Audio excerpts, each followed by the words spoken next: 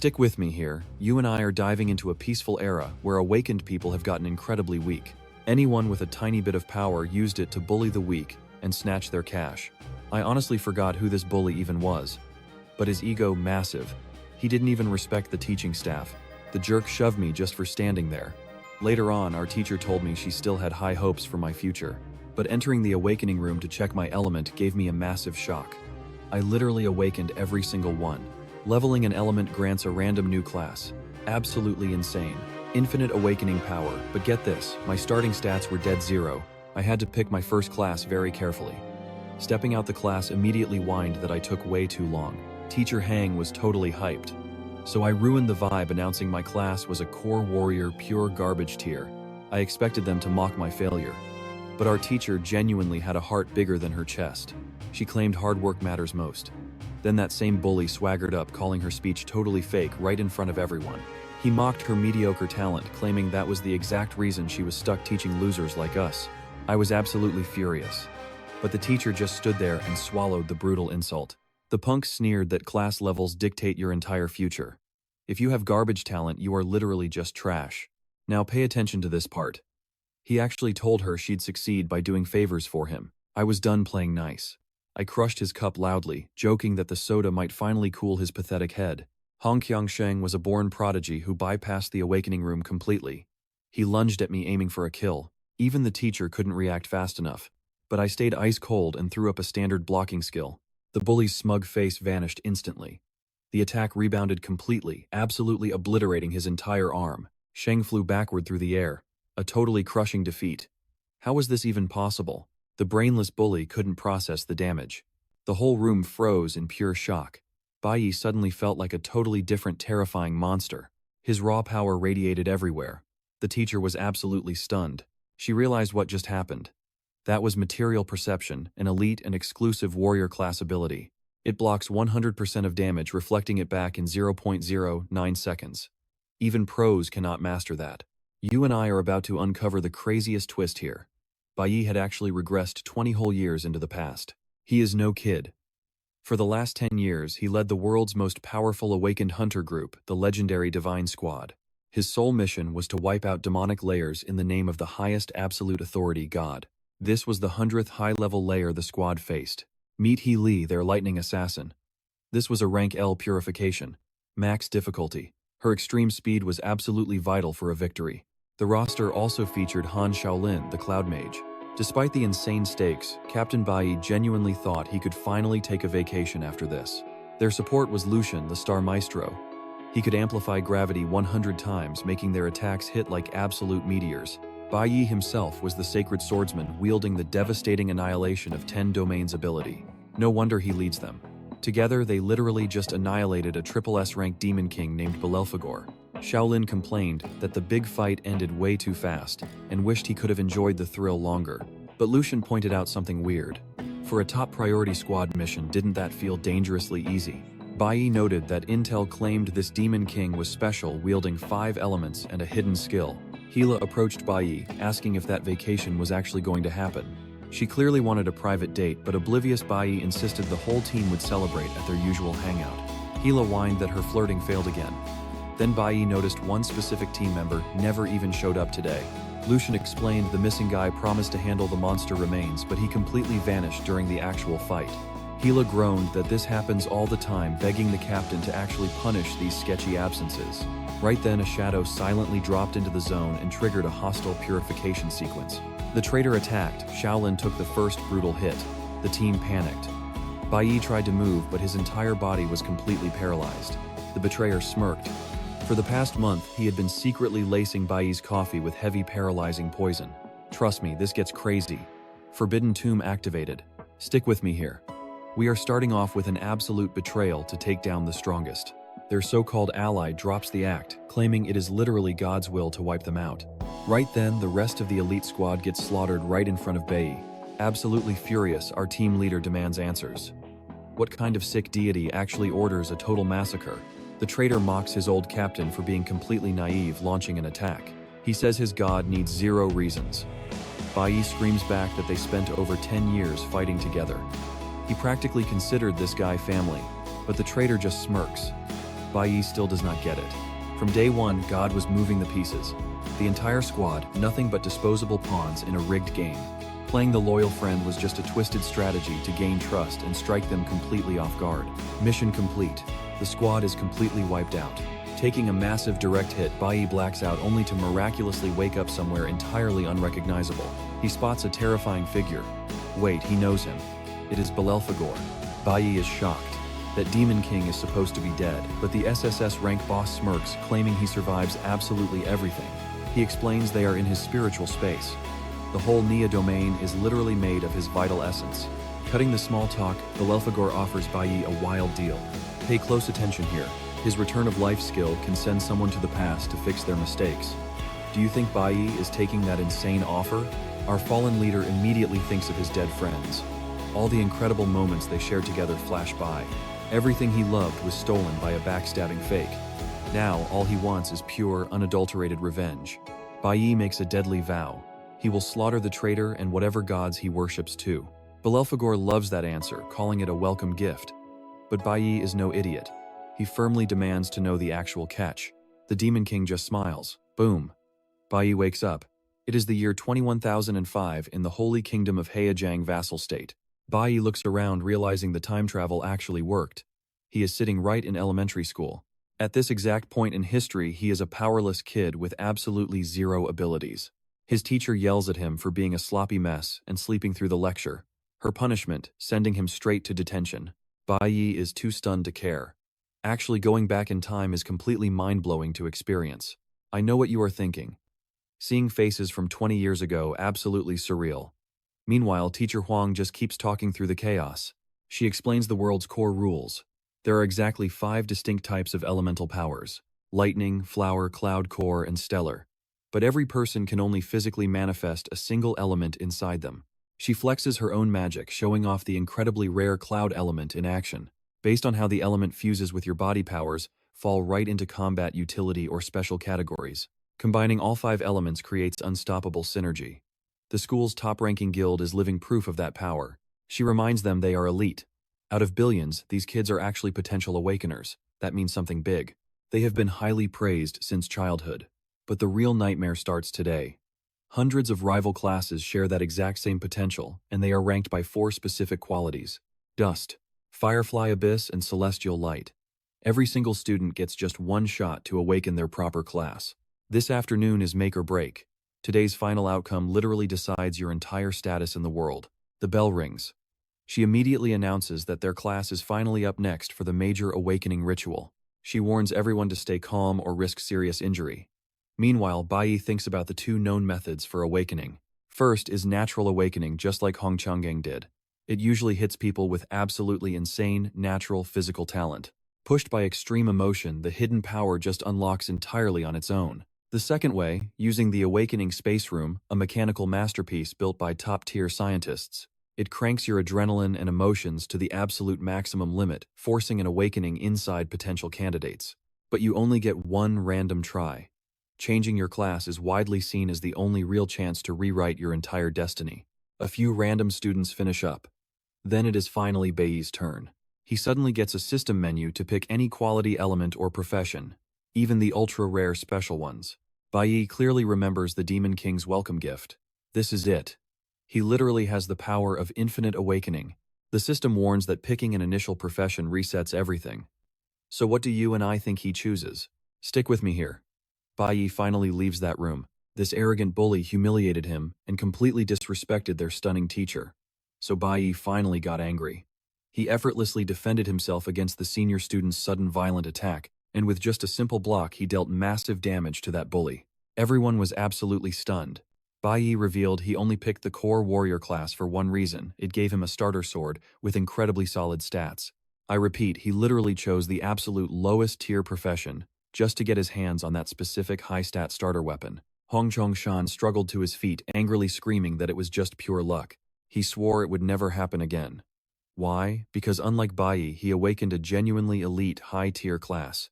He thought he was completely untouchable. Watching from the sidelines, Teacher Huang knew the truth. That flawless block was definitely not luck. She saw it clearly with her own 2 eyes. Her student perfectly timed that parry at the exact millisecond the blade was about to strike him. And that instant pinpoint counterattack, it was so perfect that even she, an experienced teacher, could never pull it off. Plus, Bayi had literally just awakened his powers a few minutes ago. A rookie with zero real combat experience shouldn't be able to move like a total veteran. How on earth did he actually pull that off? Back to the showdown, Hong Chang raged that Bayi was going to pay the ultimate price. He swore he would violently teach this trash his actual place in society. Meanwhile, Bayi just smirked. Sure, picking a dust tier class was basically suicide for anyone who lacked his future knowledge.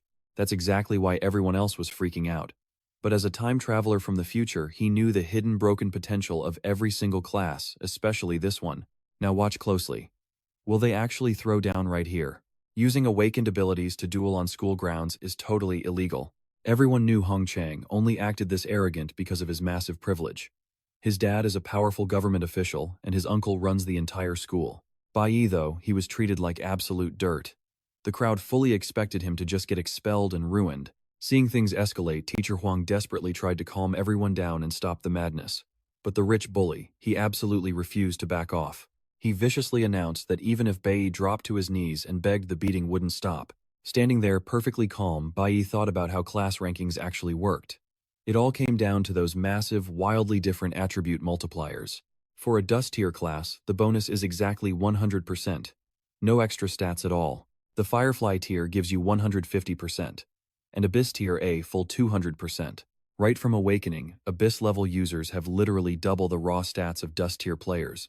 Normally, that massive power gap is basically impossible to cross. Realizing this insane stat difference, a nerdy classmate panicked. Bayi looked completely outmatched by the high-tier bully. Why on earth would Bayi willingly provoke an opponent who vastly outclassed his brand new powers? That classmate knew the harsh truth of their world. Strong people crush the weak without a single second thought. So to survive, you just swallow your pride. Bow your head. For most people, giving up is the only real way to stay alive. Fighting back like this, total suicide. It usually just ends with you getting completely wrecked and humiliated. Back in the middle of the danger, Teacher Huang braced herself. Bayi couldn't possibly walk away unhurt. Sure, he deflected that first messy strike, but now his enemy was attacking with crazy lethal intent. You and I know Hong Chang expects an easy win here. He screamed that Bayi couldn't dodge, but Bayi just grinned. He wasn't dodging. He instantly activated Ghost Step. The bully's brutal attack passed completely through Bayi like a phantom. What's worse, Hong Chang completely missed and violently slashed himself with his own blade. Still, he screamed in denial, refusing to believe mere trash could beat him. The whole classroom froze in utter shock. Even the elite teacher couldn't comprehend what she just witnessed. But the genius class representative Qi Yin was watching closely. She realized Bayi triggered his warrior's impulse skill precisely when the strike fell. Then he seamlessly chained it into that ghost technique to phase right through. And with zero effort, he ended the entire duel without a single scratch. Qi Yin was absolutely floored. Bayi hadn't just mastered his low-tier skills, he weaponized them flawlessly in a high-speed, deadly combat scenario. The craziest part, he technically didn't break any school rules. That arrogant bully literally just cut himself. Meanwhile, Bayi checked his system. This quick clash actually gave him experience. The more enemies he defeated, the more stat points he'd rack up to grow stronger. But to hit those insane god-tier levels he wanted, he knew he'd need to raid real dungeons soon. Bleeding and absolutely enraged, the bully screamed. It wasn't over. He lunged forward for a dirty sneak attack, but someone steps in just in time. The principal. And trust me, you're going to want to see what happens next. The principal warned that his nephew had suffered enough humiliation. He declared the daily awakenings were over and ordered everyone home to rest up. Staring Bayi down, the principal made it crystal clear this academy has ironclad rules, and he better start following them. But Bayi just tuned him out. Stick with me here. He suddenly realized that traveling back this far meant his friends were still alive. Plus, back in his past life, something massive went down on his original awakening day. He was absolutely kicking himself for forgetting such a huge event. It was literally the turning point of his old life. Without another word, Bayi sprinted off, leaving the principal talking to thin air. Principal Hong Lang then snapped at the teacher to control her class. Teacher Huang quickly apologized. The principal gave her a free pass this time, but firmly warned her not to test his patience again. Back inside his private office, he finally confronted his battered nephew. Hong Chong cursed, whining that the brat just got lucky during their fight. His uncle shut that excuse down instantly. He saw exactly what happened. The second Chong Shang attacked Bayi had triggered an advanced technique called Ghost Step, and in literally a fraction of a second, Bayi targeted his nephew's absolute weakest spot and shattered his defense completely. And get this, he pulled off that insane counter using only basic entry-level abilities. Even with 15 brutal years of war experience, the principal highly doubted he could pull off that exact move. Now pay attention to this. His nephew looked like a total beginner, getting completely humiliated by an absolute pro. He realized right then that this kid was hiding some terrifying potential. Meanwhile, our guy was sprinting across the city. Sure, payback was on his mind, but he had one absolutely critical mission to handle first. Hitting his front door, the dark memories of his past life flooded back. This time around, he swore to rewrite history and stop the tragedy, even if it cost him his own life. Stepping inside, Bayi laid eyes on his family. His dad was glued to the TV in the living room while his mom cooked in the kitchen. The old man quickly noticed his son was home early. But Bayi looked right past him, locking eyes with his mother. Seeing her alive hit him like a truck. It had been years for him. Walking over, she used sign language to tell him his favorite spicy noodles were ready to eat. Instead, our guy suddenly asked if they could have fish. She gently signed that dinner was already made, asking if they could just save the fish for tomorrow instead. Bayi pushed hard, claiming he was starving for it.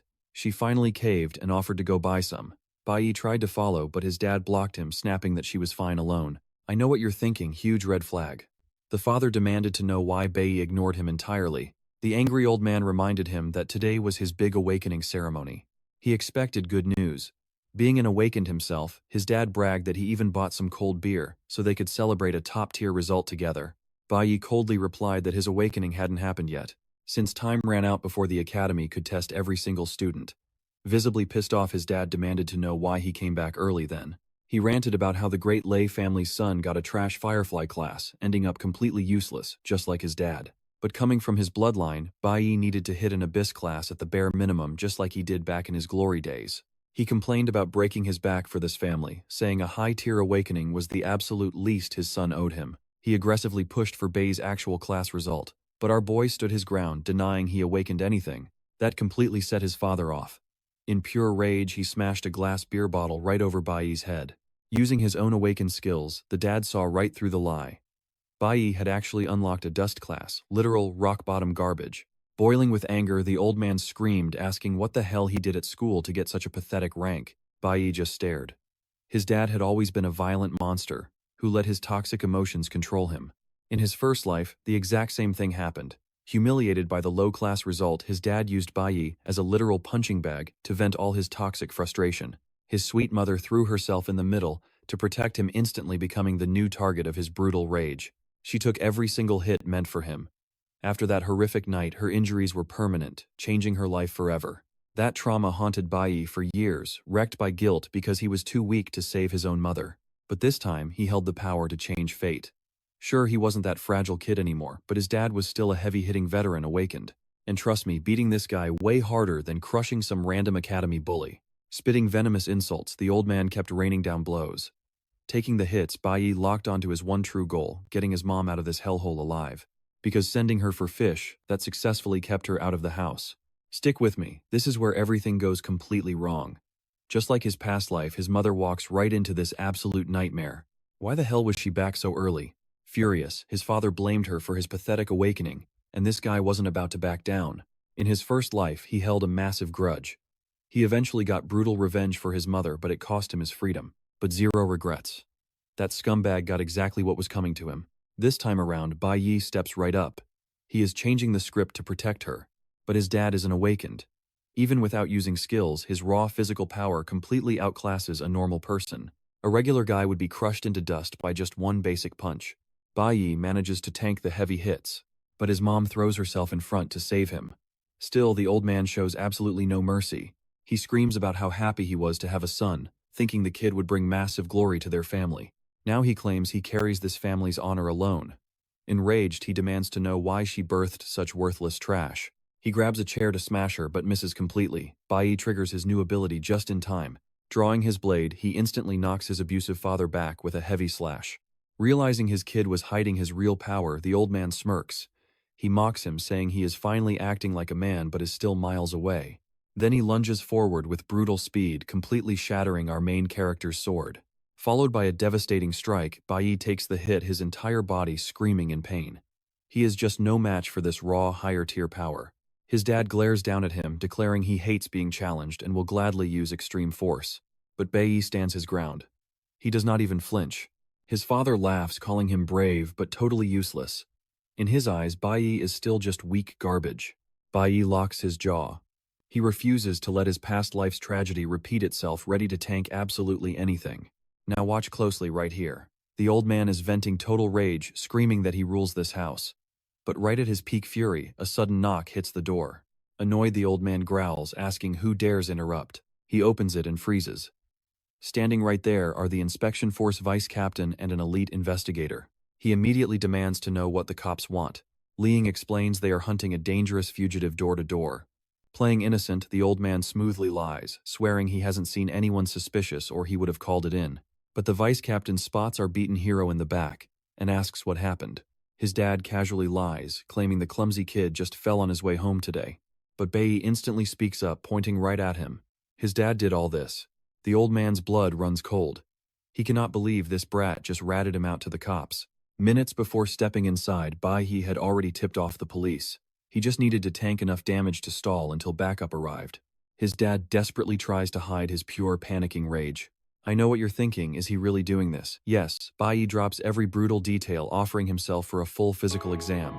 He even cites the exact laws punishing awakened individuals who abuse their superhuman strength on civilians. The cops are completely stunned by how perfectly calm and legally precise this kid sounds.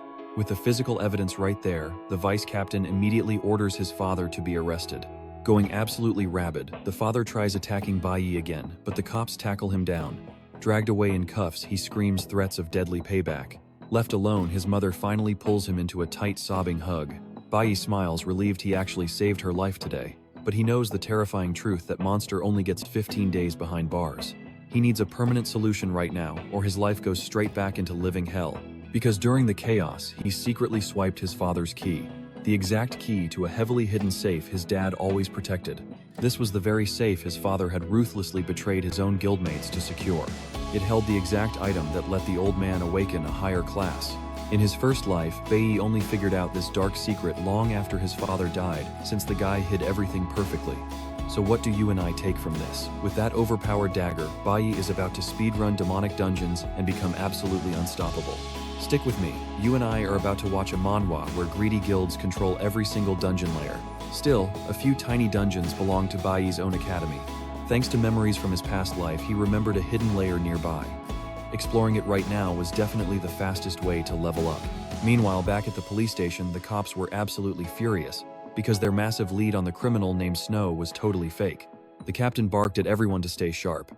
If Snow actually crashed the upcoming squad anniversary event, it would become an absolute public relations nightmare. Right then and there, our main character's dad desperately begged the cops for his freedom. He even offered to hook the captain up with the region's absolute best maternity hospital for his pregnant wife, hoping for a quick release. However, Officer Liang sneered loudly, refusing the cheap bribe. He mocked Mr. Bayi, genuinely wondering how a former elite guild member ended up looking like such an absolute total loser today. The detective warned that trying to buy off police would only make his pathetic situation much worse. Hearing this harsh reality, the father grew incredibly angry at his own son. Back to our hero, he finally stepped completely inside the lair. Normally, major guilds fiercely lock these kinds of special locations down instantly. These demonic zones, crawling with terrifying monsters, were literally the absolute best grinding spots for newly awakened rookies. Because of the insane danger, rookies only went inside with seasoned veterans. But back in his past life, this exact dungeon stayed totally hidden for 5 whole years, only found when a massive monster breakout completely destroyed the entire surrounding area in pure chaos. Clearing a zone like this normally demanded 3 rank E fighters. A riskier area, though, would absolutely require a 5-person squad packing at least 2 rank D heavy hitters. Our boy desperately hoped this was merely a rank F zone so he could comfortably solo the entire map by himself. Now pay close attention here, he walks right in fully knowing it's deadly. But there's literally no other way to get strong fast. Because honestly, the absolute biggest threat to his survival wasn't inside this dungeon, it was waiting right at home. Stepping deeper, he immediately noticed the freezing air. This confirmed he was stepping right into a nest of cloud-type demons. Creeping forward, he saw clear signs of past human explorers. Then he spotted a massive hibernating ice bear-type demonic beast sleeping right there. He immediately realized this frozen hellscape was way deadlier than he originally thought. Even worse, a monster sensed him and instantly charged. In a split second, he knew a single snow wolf completely overpowered his current weak stats. But he wasn't backing down. He desperately dodged the savage bites, just waiting for the perfect split-second opening to launch a lethal counterattack. Slashing incredibly fast, he struck the beast perfectly, claiming his very first bloody victory today. Looking down, he realized his father's hidden dagger was an absolute lifesaver against his own weak stats. After all, this kind of crazy rare weapon wasn't something money could buy. Still doing the math, he figured he'd need to slaughter about 20 more wolves just to level up once. And to reach the next actual rank, 10 more grueling levels would be required. Suddenly, an entire pack of glowing eyes appeared. The fresh scent of blood had drawn them all in. I know what you're thinking, time to run right. Nope. He needs this EXP so he stays completely surrounded by savage wolves. Instead of retreating in fear, our boy rushes straight into an all-out offensive. Dodging like an absolute ghost, he slashes back with terrifying speed. He's moving so crazy fast that the snarling beasts literally can't even keep up with him at all. He massacres the entire pack in minutes. Finally, the Alpha Wolf King steps up only to get brutally dropped in a matter of seconds. Boom. With that, kill his power skyrockets to rank D. But wait, heavy exhaustion suddenly hits him incredibly hard. His current stamina just isn't built for this. Plus, he realizes a dimensional backpack would be an absolute game changer. Without one, he's basically forced to leave stacks of highly valuable loot behind. Since major guilds violently monopolize almost every demonic zone, leveling up solo is basically a massive challenge for regular awakened fighters. For most people, selling their soul to a squad is mandatory. The elite guilds even run the awakened academies as a brutal filter, and literally every single student desperately dreams of being chosen by them. But getting kicked out, that means your power progression is completely locked forever, just like his dad who got permanently stuck at rank C after his expulsion. Meanwhile, Bayi notices the freezing cold is rapidly draining a massive amount of his precious energy. He decides to speed things up big time. He aggressively baits the remaining wolves out of the cave. Smashing down heavy trees nearby, he uses the crumbling environment to totally crush his confused enemies. But that flashy stunt triggers a massive disaster. A whole swarm of giant cloud serpents surrounds him completely. Trust me, you'll want to see what happens next. Suddenly, a massive explosion blasts right before the monsters. Stick with me here because all this insane noise just woke up something huge. He guessed right. A massive hibernating bear wakes up and drops directly into his path. And this thing is absolutely furious. Seeing red, the bear starts smashing everything in sight, completely destroying the other dungeon monsters. Bayi instantly uses this chaos to rack up free points, hitting their blind spots. Our guy notices these beasts have crazy strength but zero brains. Honestly, the bear just did him a huge favor by taking all the aggro. So Bayi just sneaks around and delivers the final kill shot to these creatures.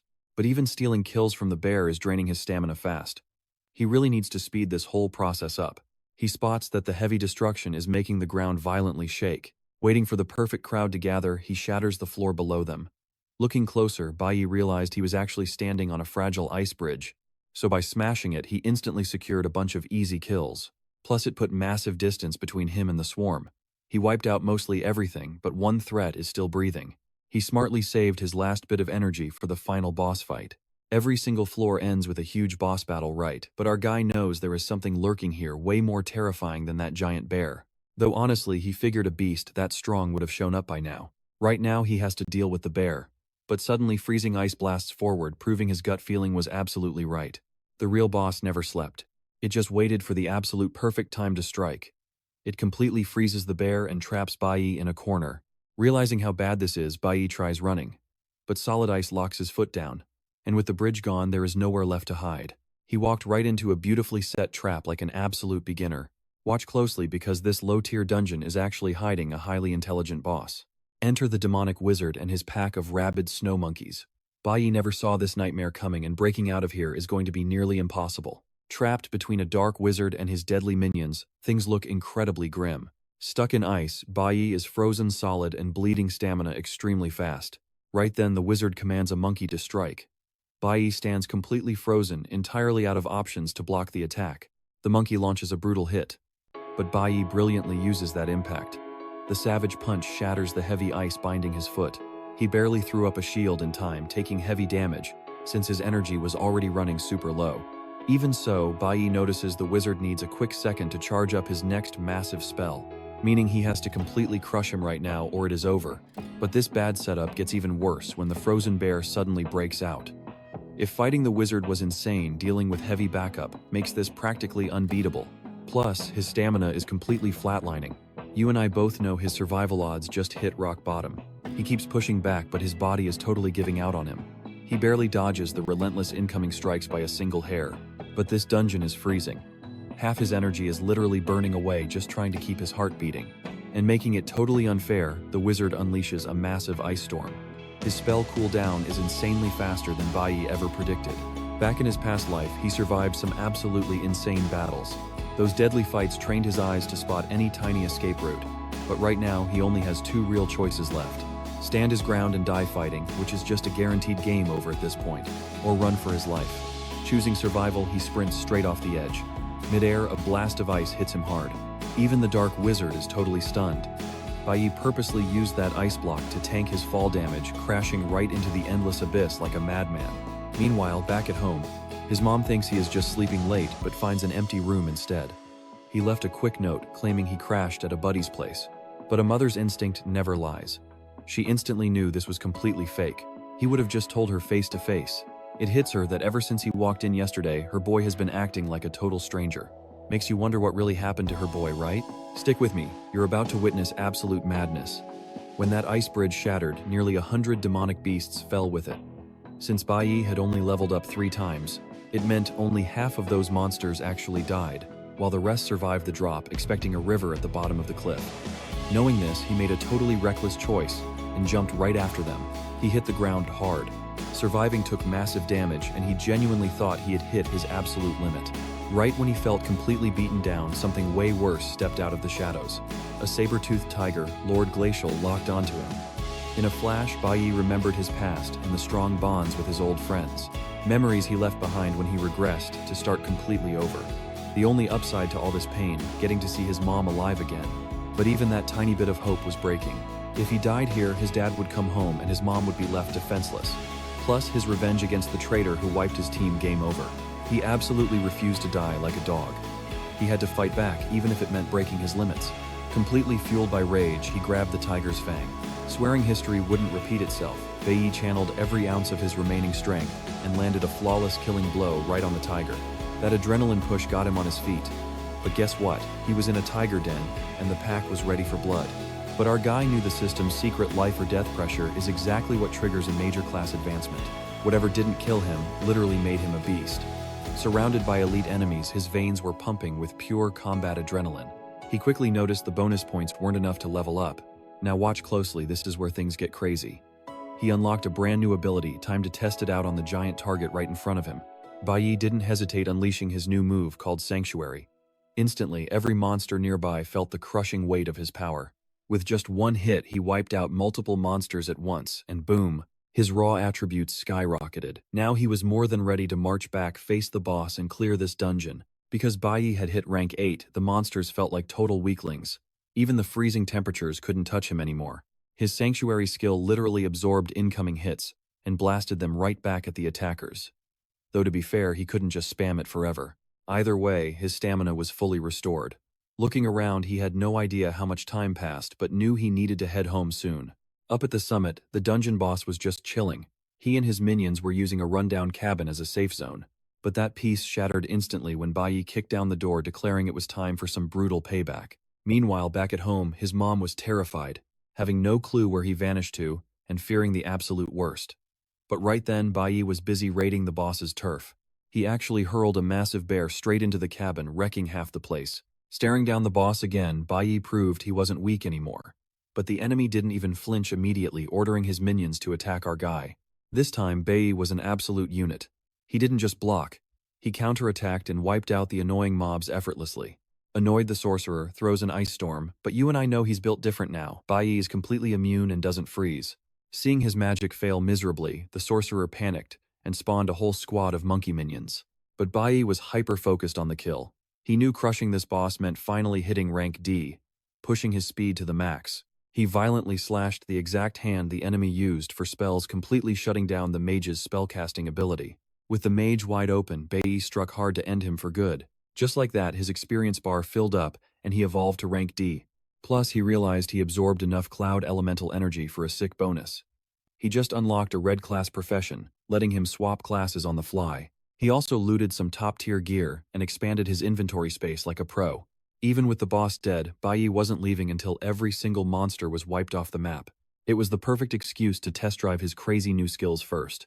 Hours later, his mother was still pacing the floor, totally convinced he was dead. Suddenly, Bayi walked in, casually apologized for being late, and proved he was safe. Overwhelmed, his mother hugged him. Calming her down, Bayi told her he had a massive plan and needed her to listen closely. Reunited at last, he straight up suggested they move to a much better place. So what do you and I learn here? Surviving pays off. He knows those dungeon drops will sell for an absolute fortune. Bayi proudly presents one of those stones to a buyer. Stick with me here. The buyer liked the item but totally balked at Bayi's high asking price. He claimed that kind of stone just wasn't worth the cash. But after some haggling, deal closed. With that fresh stack of cash, Bayi knew he could finally rent a way better place for them to live. He remembered his past life. His mom, she literally never got a single day of peace back then. This time around, completely different story. He wanted to give her absolute comfort. Bayi locked down a solid lease, securing them a genuinely nice apartment. Seeing his mom light up like that, it hit him hard. He hadn't seen her real smile in forever. With the housing situation totally sorted, Bayi immediately shifted focus to leveling up. He knew his dad was locked up, but that man was still a massive threat. He had to crush this problem before starting any new journey. He actually crafted a magical stone bracelet, fully confident this gear would help him secure his ultimate goal. Meanwhile, miles away, an adventuring squad pushed into a dungeon. One member totally hyped up their leader's elite combat skills. The leader's sister handed him some water, suggesting they take a quick breather. But the leader hard pass. He insisted they push straight to the demonic lair to grind while they still had time. This guy Ding Ding was ridiculously arrogant, believing nobody could beat him in the upcoming combat test. Total genius complex. Meanwhile, an examiner was scanning the list of newly awakened novices. She sighed. Not a single one of them had hit the gold tier class this year. Watch closely because she's dead wrong. She figured this simulation would be totally boring. Cut back to Bayi waking up to a hot home-cooked breakfast. Bayi blinked, asking why his mom hadn't woken him up. She just smiled, saying she couldn't bear to wake him since he looked completely exhausted. Plus, being a little late for good food and sleep wouldn't hurt anyone. Bayi paused. It really had been ages since he'd slept that deeply or eaten a meal this amazing. His mom suddenly asked if he wanted any new books or gear. Confused, Bayi asked why she was trying to buy him random gifts out of nowhere. She laughed gently. It wasn't random at all, his birthday was coming up fast. It suddenly clicked.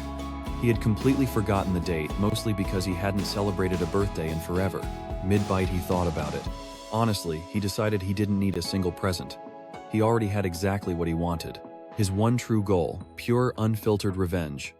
Fast forward past the weekend, and the students were back on campus. The instructor stood up, announcing it was officially time for simulated combat training. He warned them that since their school was under the Divine Guild, they'd be constantly watched.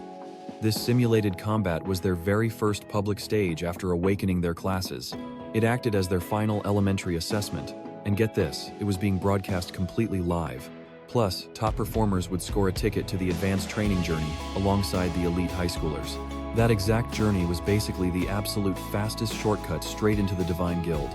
The academy always packed up their top prodigies and shipped them to the sacred country, right where the guild's main headquarters sat. Hearing this triggered a memory. That was the exact same spot Bayi had first met his old master. But I know what you're thinking. Yep, that's exactly where the traitor was born. They never actually crossed paths back then since that backstabber joined the squad way later. Either way, Bayi knew if he wanted to see his master again, he had to absolutely dominate this assessment and secure his spot on that advanced training journey. Bayi was probably the only one driven by pure vengeance, but plenty of other kids were hungry for first place. Catching the hype in the room, the instructor officially kicked off the test. He broke it down. Phase 1 was all about brutal physical conditioning. The students needed to enter the gravity room and crush 10 sets of zigzag sprints. While everyone else shoved their way to the front of the line, Bayi stepped back. He calmly told the instructor he wasn't going to use that room.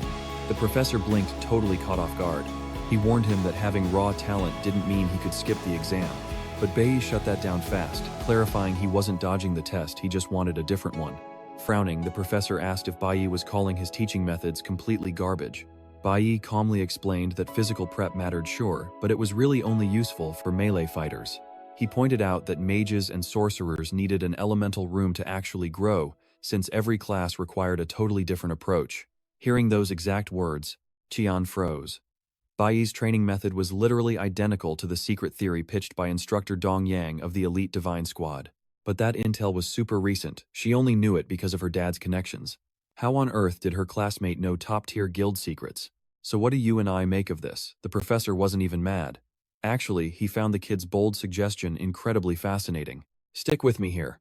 With thousands of students packed into this academy, customizing individual training in such a tiny time frame was basically impossible. The teacher faced a massive dilemma: force a rigid training plan on the kids, or just let them figure it out alone. Bayi remembered his past life.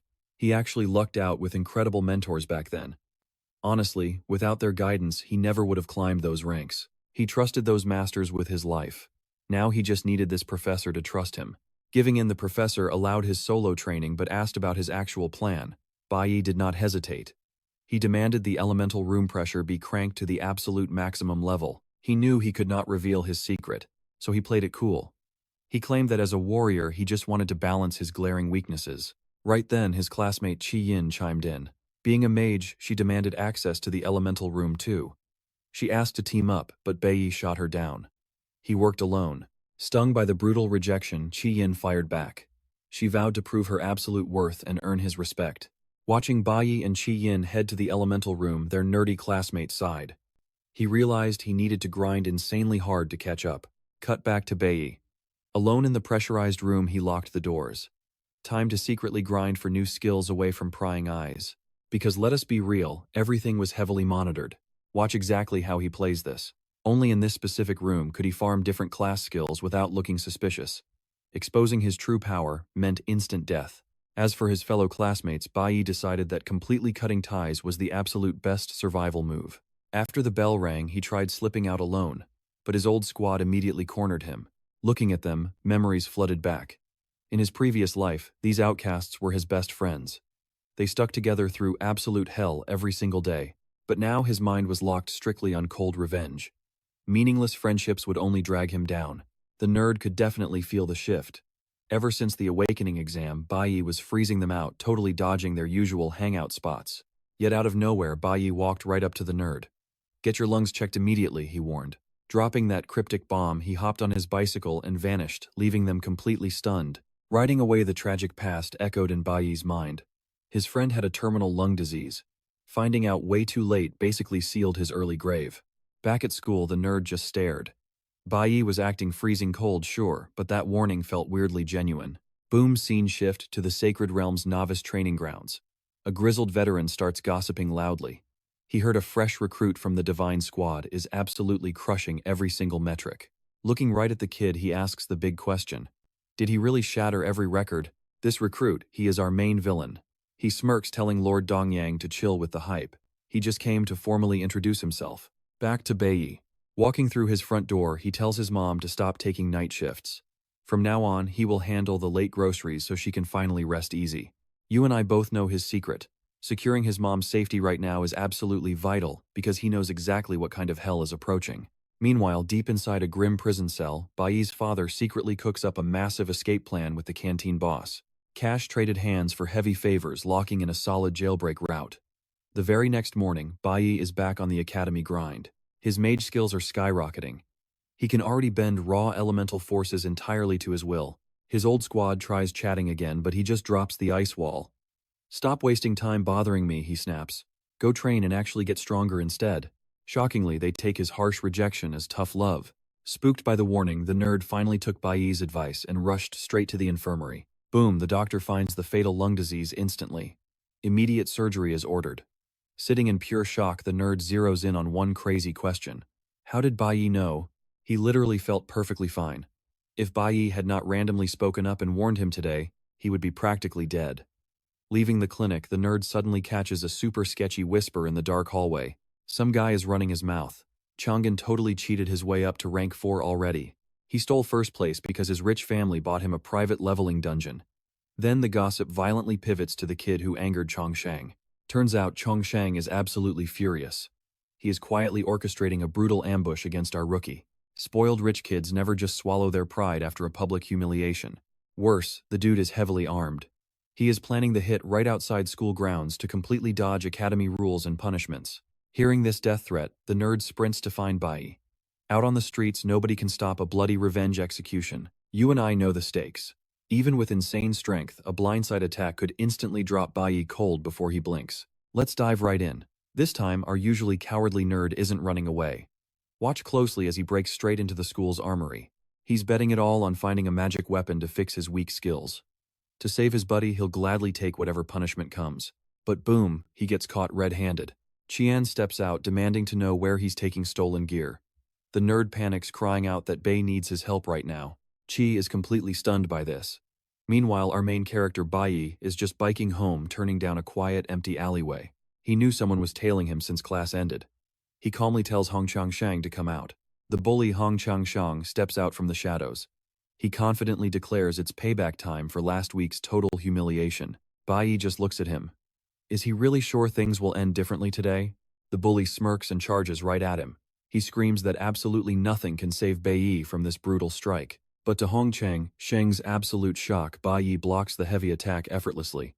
The bully is losing his mind. How is this possible? He never thought Bayi could crush him a second time. Bayi coldly shoots back that his opponent definitely wasn't the only one getting stronger. He realizes Hong Chang-song completely missed a massive detail during their very first epic fight. But right then and there, Hong Chang-zan finally realizes Bayi is in a totally different league. We all love a good underdog flex, right? Still shaking, Hong Chang-zan begs to know how Bayi leveled up so insanely fast. The bully had trained like a complete maniac, pushing his limits every day, yet he barely saw any real progress for his efforts. So it made zero sense. How did a poor kid with absolutely nothing surpass him entirely? Bayi fires back that this rich kid knows nothing about real hard work. Then he drops a bomb. Has he ever actually died before? Terrified, Hong Chang-zan stammers, asking if Bayi plans to end his life right here. Bayi calmly says he hates being hunted but doesn't actually hate the arrogant rich kid. He points out that instead of planning a smart trap, the bully showed up completely solo, actually thinking that would bring him victory. Furious, Hong Changshang swears that if Bayi doesn't finish him now, he'll keep coming back. He promises they are definitely going to clash again very soon. Right on cue, Bayi's friends burst onto the scene. But they just freeze, seeing that Hong Chang has already been totally wrecked. Bayi looks down and offers the bully a wild deal. He promises to show him the exact secret to getting way stronger and much faster. But it comes with a price. Hong Changshang has to pay up. A little later, back on campus, the instructor calls time on training week. The ultimate combat simulation is officially kicking off right now. But first, he drops a dead serious warning. Let that sink in for a second. They aren't playing games, this is a real demonic lair. Sure, barriers block the worst threats, but one mistake means absolute game over. So everyone needs to watch their backs against these monsters. To help out, the hardcore senior students are tagging along with the rookies, stepping in only if things get deadly. Their main job is keeping everybody alive today. Squads of 4 to 5 will form up. One veteran guides each team straight into the dungeon. They all get to pick between rank F or rank E monster zones. But anyone acting too cocky shouldn't try the harder zones. If they wipe out, they fail the whole mission and lose massive points. The instructor finally tells the crowd to choose. Anyone brave enough to take on the harder tier just needs to throw their hand up. Qi Yin instantly volunteers. Hong Changzhen throws his hand up right after her. The teacher nods. Out of 180, kids only 8 have the guts for the rank E challenge, so the rest get stuck in rank F. But suddenly Bayi steps up. He boldly demands to enter the insanely dangerous rank D spiritual jade demonic lair. Hearing Bayi drop that insane request, the poor professor just stands there completely frozen. Honestly, the entire class is losing their minds. The professor finally snaps out of it, yelling about how crazy this idea is. Right then, Director Hongling steps in. He barks that rank D is for elites, only way too lethal for a rookie. He straight up refuses to let him take that suicide mission. But Bayi doesn't flinch. He brings up the official rulebook. There's zero ban on this. Every single student has the right to pick their own battle. He reminds them the academy exists to find elite talent for the divine squad. And true talent requires insane courage, raw power, heavy responsibility, and pure natural gifts. He stares the director down. Is he seriously going to steal his one chance to prove his absolute worth? Honggong is completely trapped. He argues that entering requires a full team. So what do you and I think happens next? Total defiance. Stick with me, watch this kid reject everyone. But the director shuts that down. Rules are rules, and forming a team is required for absolute safety. Right on cue, Chi-yin steps up to join him. The director hesitates, warning that her father would absolutely hate this idea. She refuses to be left behind, hungry for that top score. But Bayi, he instantly rejects her backup, demanding to tackle this dangerous dungeon completely solo. The professor quickly steps in. Going solo just is not an option today. If Bayi actually wants to enter a D-rank lair, he has to play ball and team up. They need a veteran, but the professor is stumped. Suddenly, a senior student speaks up, offering to babysit the absolute rookies on this run. Relieved, the professor introduces Zelling, trusting him to keep these freshmen alive. Chi-yin whispers that this guy almost made the school guild. Bai literally has no clue who he is. Meanwhile, Zelling smirks, thinking Bai is just a show-off kid with absolutely zero idea what is coming. Anyway, moving on. The professor gives the green light. The test begins, and floating camera drones will track them, broadcasting everything live. As their teacher, he loves keeping his students hyped, totally eager to see who crushes the high score this year. Bayi knows the truth.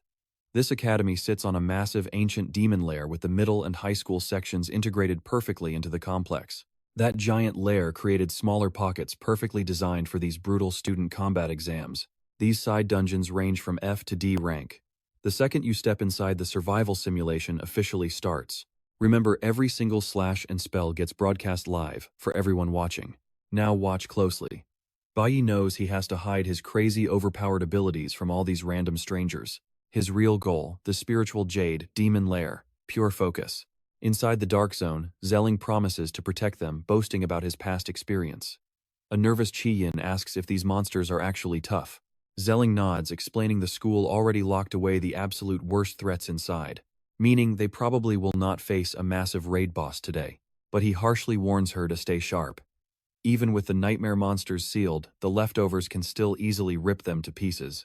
Flexing his veteran status, Zelling promises to shield the rookies and bag them some easy school credits. Then he spots Bayi walking straight ahead, totally ignoring him. He yells that charging ahead like an idiot attracts dangerous monsters. Bayi is completely over this guy. He snaps back, rejects the help again, and tells the veteran to stay out of his way. Zelling stands there, totally stunned. And yes, the cameras catch this live. The entire campus, teachers and students alike, are glued to the broadcast screens. I know what you are thinking. Even the guild vice leader is watching this madness, getting highly intrigued. He explains it is crazy for a freshman to deliberately pick a D-rank lair. His boss asks about the student's class. The vice leader smirks, green warrior. Literally, the most garbage tier class. Now he is desperate to track this boy and see the source of his insane confidence.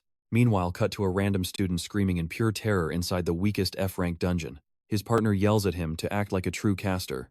Just stay in the back, cast buffs, and stop crying. But the terrified kid cannot believe F-rank is this scary. He has no idea that the E-rank teams are getting completely slaughtered right now. A bloody squad barely survives an ambush, screaming for their healer. Amidst the chaos, Hong Changan vows to solo the rest if needed. He has to beat his rival. Meanwhile, down in D rank, Bayi is casually destroying elite monsters solo. Totally speechless, Chi-yin asks how he just massacred them all alone. Bayi simply shrugs. The monsters here are sealed, only using half of their actual strength, meaning they were weak. We both saw that coming, right? Alright, stick with me here. Chi-yin is absolutely hyped by his explanation, but admits she is still miles away from his insane level. Bayi keeps it blunt. Focus on yourself, not anyone else. That is the only real way to level up. Hearing that she thinks he is even cooler now, promising to grind hard and catch up. But the senior Zelling, he is absolutely furious at this rookie's arrogant attitude. Zelling snaps back, reminding them they are in a deadly D-rank dungeon. He warns our main character to stop acting tough before someone gets killed. He claims the kid just has pure beginner's luck. But if he begs for help, his senior might just carry him. Bayi, he literally ignores the guy, cold as ice. He tells Chi-yin to crush the monsters on the right while he casually walks left toward his main goal, leaving the angry senior talking to a literal wall. He casually points out the right side enemies are weak trash. He asks if she can solo them. This whole combat test is meant to grade individual skills, he explains. If she wants to pass this trial, she needs to step up and fight right now. Chi-yin nods, totally ready to give it her all. While our duo plans their attack, Zelling is literally shaking with anger. He thinks this arrogant brat is completely ruining the raid. Outside, everyone is watching his insane performance. Even the elite teachers are stunned, totally mesmerized alongside the students by Bayi's crazy moves. Watch closely now, this is wild. Everyone knew Bayi requested a basic F-rank dungeon, yet they notice he intentionally sent Chi-yin completely the other way. Seeing that her powers are flower-based, His teacher suddenly gets it. She can easily crush that specific monster class. Bayi planned this perfectly from the start. He is not just talking big for nothing. He already scanned the area. Star-type monsters were crawling out of the right cave. These weak enemies have a massive fatal flaw against the class rep's exact flower magic. Knowing this massive advantage, he let Qi Yin solo the lane. He trusted she could hold her ground, and man, he was absolutely right. As a pure mage, she has the perfect skill set to counter these specific beasts, wiping them out with zero sweat. Bayi knows perfectly well that E-rank mages unlock a massive class-specific skill. Qi Yin's ability lets her summon deadly plants to build toxic barriers. Still, for a rookie on her first dungeon run, soloing higher-tier monsters without panicking is insanely impressive. Bayi calculates that the D-rank threats are locked down. He figures he can just let her defend the backline. That way, he easily scores top marks without exposing his real godlike powers on camera. But shaking off those broadcast drones is going to be super annoying. While Bayi plans his next move, Zelling is literally seething in the corner, losing his mind. You and I both know egos are dangerous. The ignored senior is about to sabotage everything. Without warning, he fires a fast arrow straight at Qi Yin. It completely misses her, flying past and vanishing deep into a dark cave. When she demands answers, Zelling lies with a straight face, claiming it was just a buff spell. His pathetic lie might have worked, but that stray arrow, it struck a massive sleeping beast. Boom, a terrifying two-headed lion way stronger than any common monster in this dungeon wakes up absolutely furious and ready to slaughter them. Our guy instantly senses the massive danger spike. He sees his teammate caught right in the crossfire. Qi desperately throws magic to trap the beast, but it does absolutely nothing. She is completely exposed to a fatal strike. Meanwhile, Zelling literally stands there, laughing, loving the deadly chaos he just created. But Bayi, he moves like lightning to save her. Seeing the restraints fail, he dashes in before the boss can land a finishing blow. He strikes hard but only manages to leave a nasty wound, not a kill. This mutant beast is way faster than he expected. Watching from the sidelines, Zelling smirks. He has completely memorized this zone. He knew exactly where that deadly twin-headed boss was sleeping. That is exactly why he woke it up, just to destroy Bayi's perfect run. Worse, Zelling secretly buffed the boss with his own skill. Realizing something is totally wrong, Bayi decides he might actually have to unleash his real power here. He yells at Qi Yin to retreat. He knows she cannot survive this next exchange. The monster lunges forward, going straight for the kill. But she completely ignores his warning. She burns her mana to summon giant glowing roots, wrapping the beast and erecting a massive triple-layered vine wall. Even Bayi is totally caught off guard by this. She looks back and declares that crazy or not, she is helping him slay this boss. Trust me, you and I know she's fighting back. Watching this, the veteran realizes she was inches from being eaten alive. He can't figure out why she's risking everything to fight this absolute beast. I know what you're thinking, she's gonna freeze up, right? Even Bayi thought so, but this girl's got way more mental toughness than anyone realized. Qi Yin flat out declares she worked way too hard to reach this stage. Quitting now, not an option. Plus, she drops a bold claim, as long as Bayi is beside her, she absolutely won't die. Bayi quickly warns her though. Her three-layer technique is incredibly useful, but its power has serious limits, so she shouldn't overdo it. He remembers the Qian from his past life, a total genius since elementary school. Always super optimistic, completely confident, and incredibly generous. Despite coming from a massively powerful family, she treated everyone with real kindness. That pure trust is exactly why she became the class rep. After those days, Bayi completely lost touch, just assuming she went on to live a normal life. But right now, he knows he can truly trust Qian. If things go smoothly, he might actually survive this mess without exposing his hidden powers. The veteran just watches, completely doubting these kids can beat the monster. In his eyes, blind confidence doesn't win real life or death battles. With powers this weak, two mere rookies taking down a creature this strong was straight up impossible. He figures it's only a matter of time before they're crying for help. Suddenly, the monstrous lion violently rips itself free from the magical roots. Bayi immediately calls the play. He'll act as the bait, telling Qian to wait for the perfect opening and strike the lion's core. He sprints off, knowing full well that since he drew first blood, the furious beast will target him. Totally locked into his plan, Bayi dashes straight for a massive lake and dives right in. Now pay close attention here. He dives deep, the monster follows, but Bayi just lured this thing exactly where he wanted it. The second he signals, Qian unleashes her magic vines, wrapping the massive beast up completely. Now totally exposed, the trapped monster instantly spirals into absolute roaring panic. Qian's vines lock the lion down tight, zero room to move. To make things worse, she pumps it full of a nasty, weakening poison. Looking on, Bayi knows it's over. That lion isn't breaking out of this trap. He calmly declares this is the perfect window to clear the test with a max score. Meanwhile, Xiling just stares, jaw dropped, refusing to believe his own eyes. Even as a hardened veteran, there was no way he could pin down a beast this wild. Seeing his nasty little setup crash and burn Xiling fumes, but he knows he's completely powerless here. Up in the control room, the broadcast director and the entire team are glued to the screens. Bayi's professor is hyping up his students' insane reaction speed and leadership. To him, getting the top score is already a guaranteed lock. The staff agrees if this full clip hits the guild's analysis desk, these kids could literally shatter the all-time scoring record. But right during the hype, the transmission suddenly cuts out completely. You saw that coming, right? Xiling intentionally smashed the camera drone, making sure Bayi wouldn't get that perfect score. He figures Bayi is totally clueless about the broken drone, since the kid was busy chatting with his teammate. Walking up with a smirk, Xiling announces the test is over, and they can exit the dungeon. He claims he's sick of being in this place. But Bayi instantly fires back, calling out the veteran for purposely waking that sleeping monster. Xiling plays dumb, lying through his teeth that he only wanted to give the girl a bonus challenge, but she dodged it. But Bayi quickly fires back, saying a veteran archer like him should have cooked up a way better excuse. Qian nods along, throwing shade that this is exactly why Xiling failed to join the school's top guild. Furious, Xiling snaps, demanding to know if they are actually accusing him. Bayi simply steps up, shielding Qian. Boiling with rage, Xiling realizes he can't make a reckless move here. Instead, he drops a bitter threat, promising they'll meet again. Walking toward the dungeon exit, Bayi's eyes lock onto the shattered remains of the drone. Looking at the wreckage, Qian finally understands the veteran's only goal was ruining their run. But Bayi isn't mad at all, he's thrilled. With the cameras dead, he casually mentions it's the perfect time to finish his real objective in secret. Completely confused, she asks what he means. Bayi just smiles and leads her straight back toward a hidden portal. He asks the class rep to keep what happens next a total secret. Honestly, even if she snitched, nobody would believe her anyway. Qian is totally lost now. Flashback to his last secret meeting with Professor Hong Chang'an. Bayi had demanded a specific item, a demonic stone. It's the exact key needed to shatter the seals his uncle is guarding. And that's where we leave it. With that stone in hand, he's about to rip this dungeon seal wide open. Trust me, it gets insane.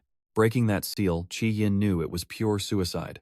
You and I are about to watch total madness. Opening a rank D seal unleashes high-level beasts simultaneously. But our main guy, he was banking on this exact bloodbath. He totally brushed off her panic.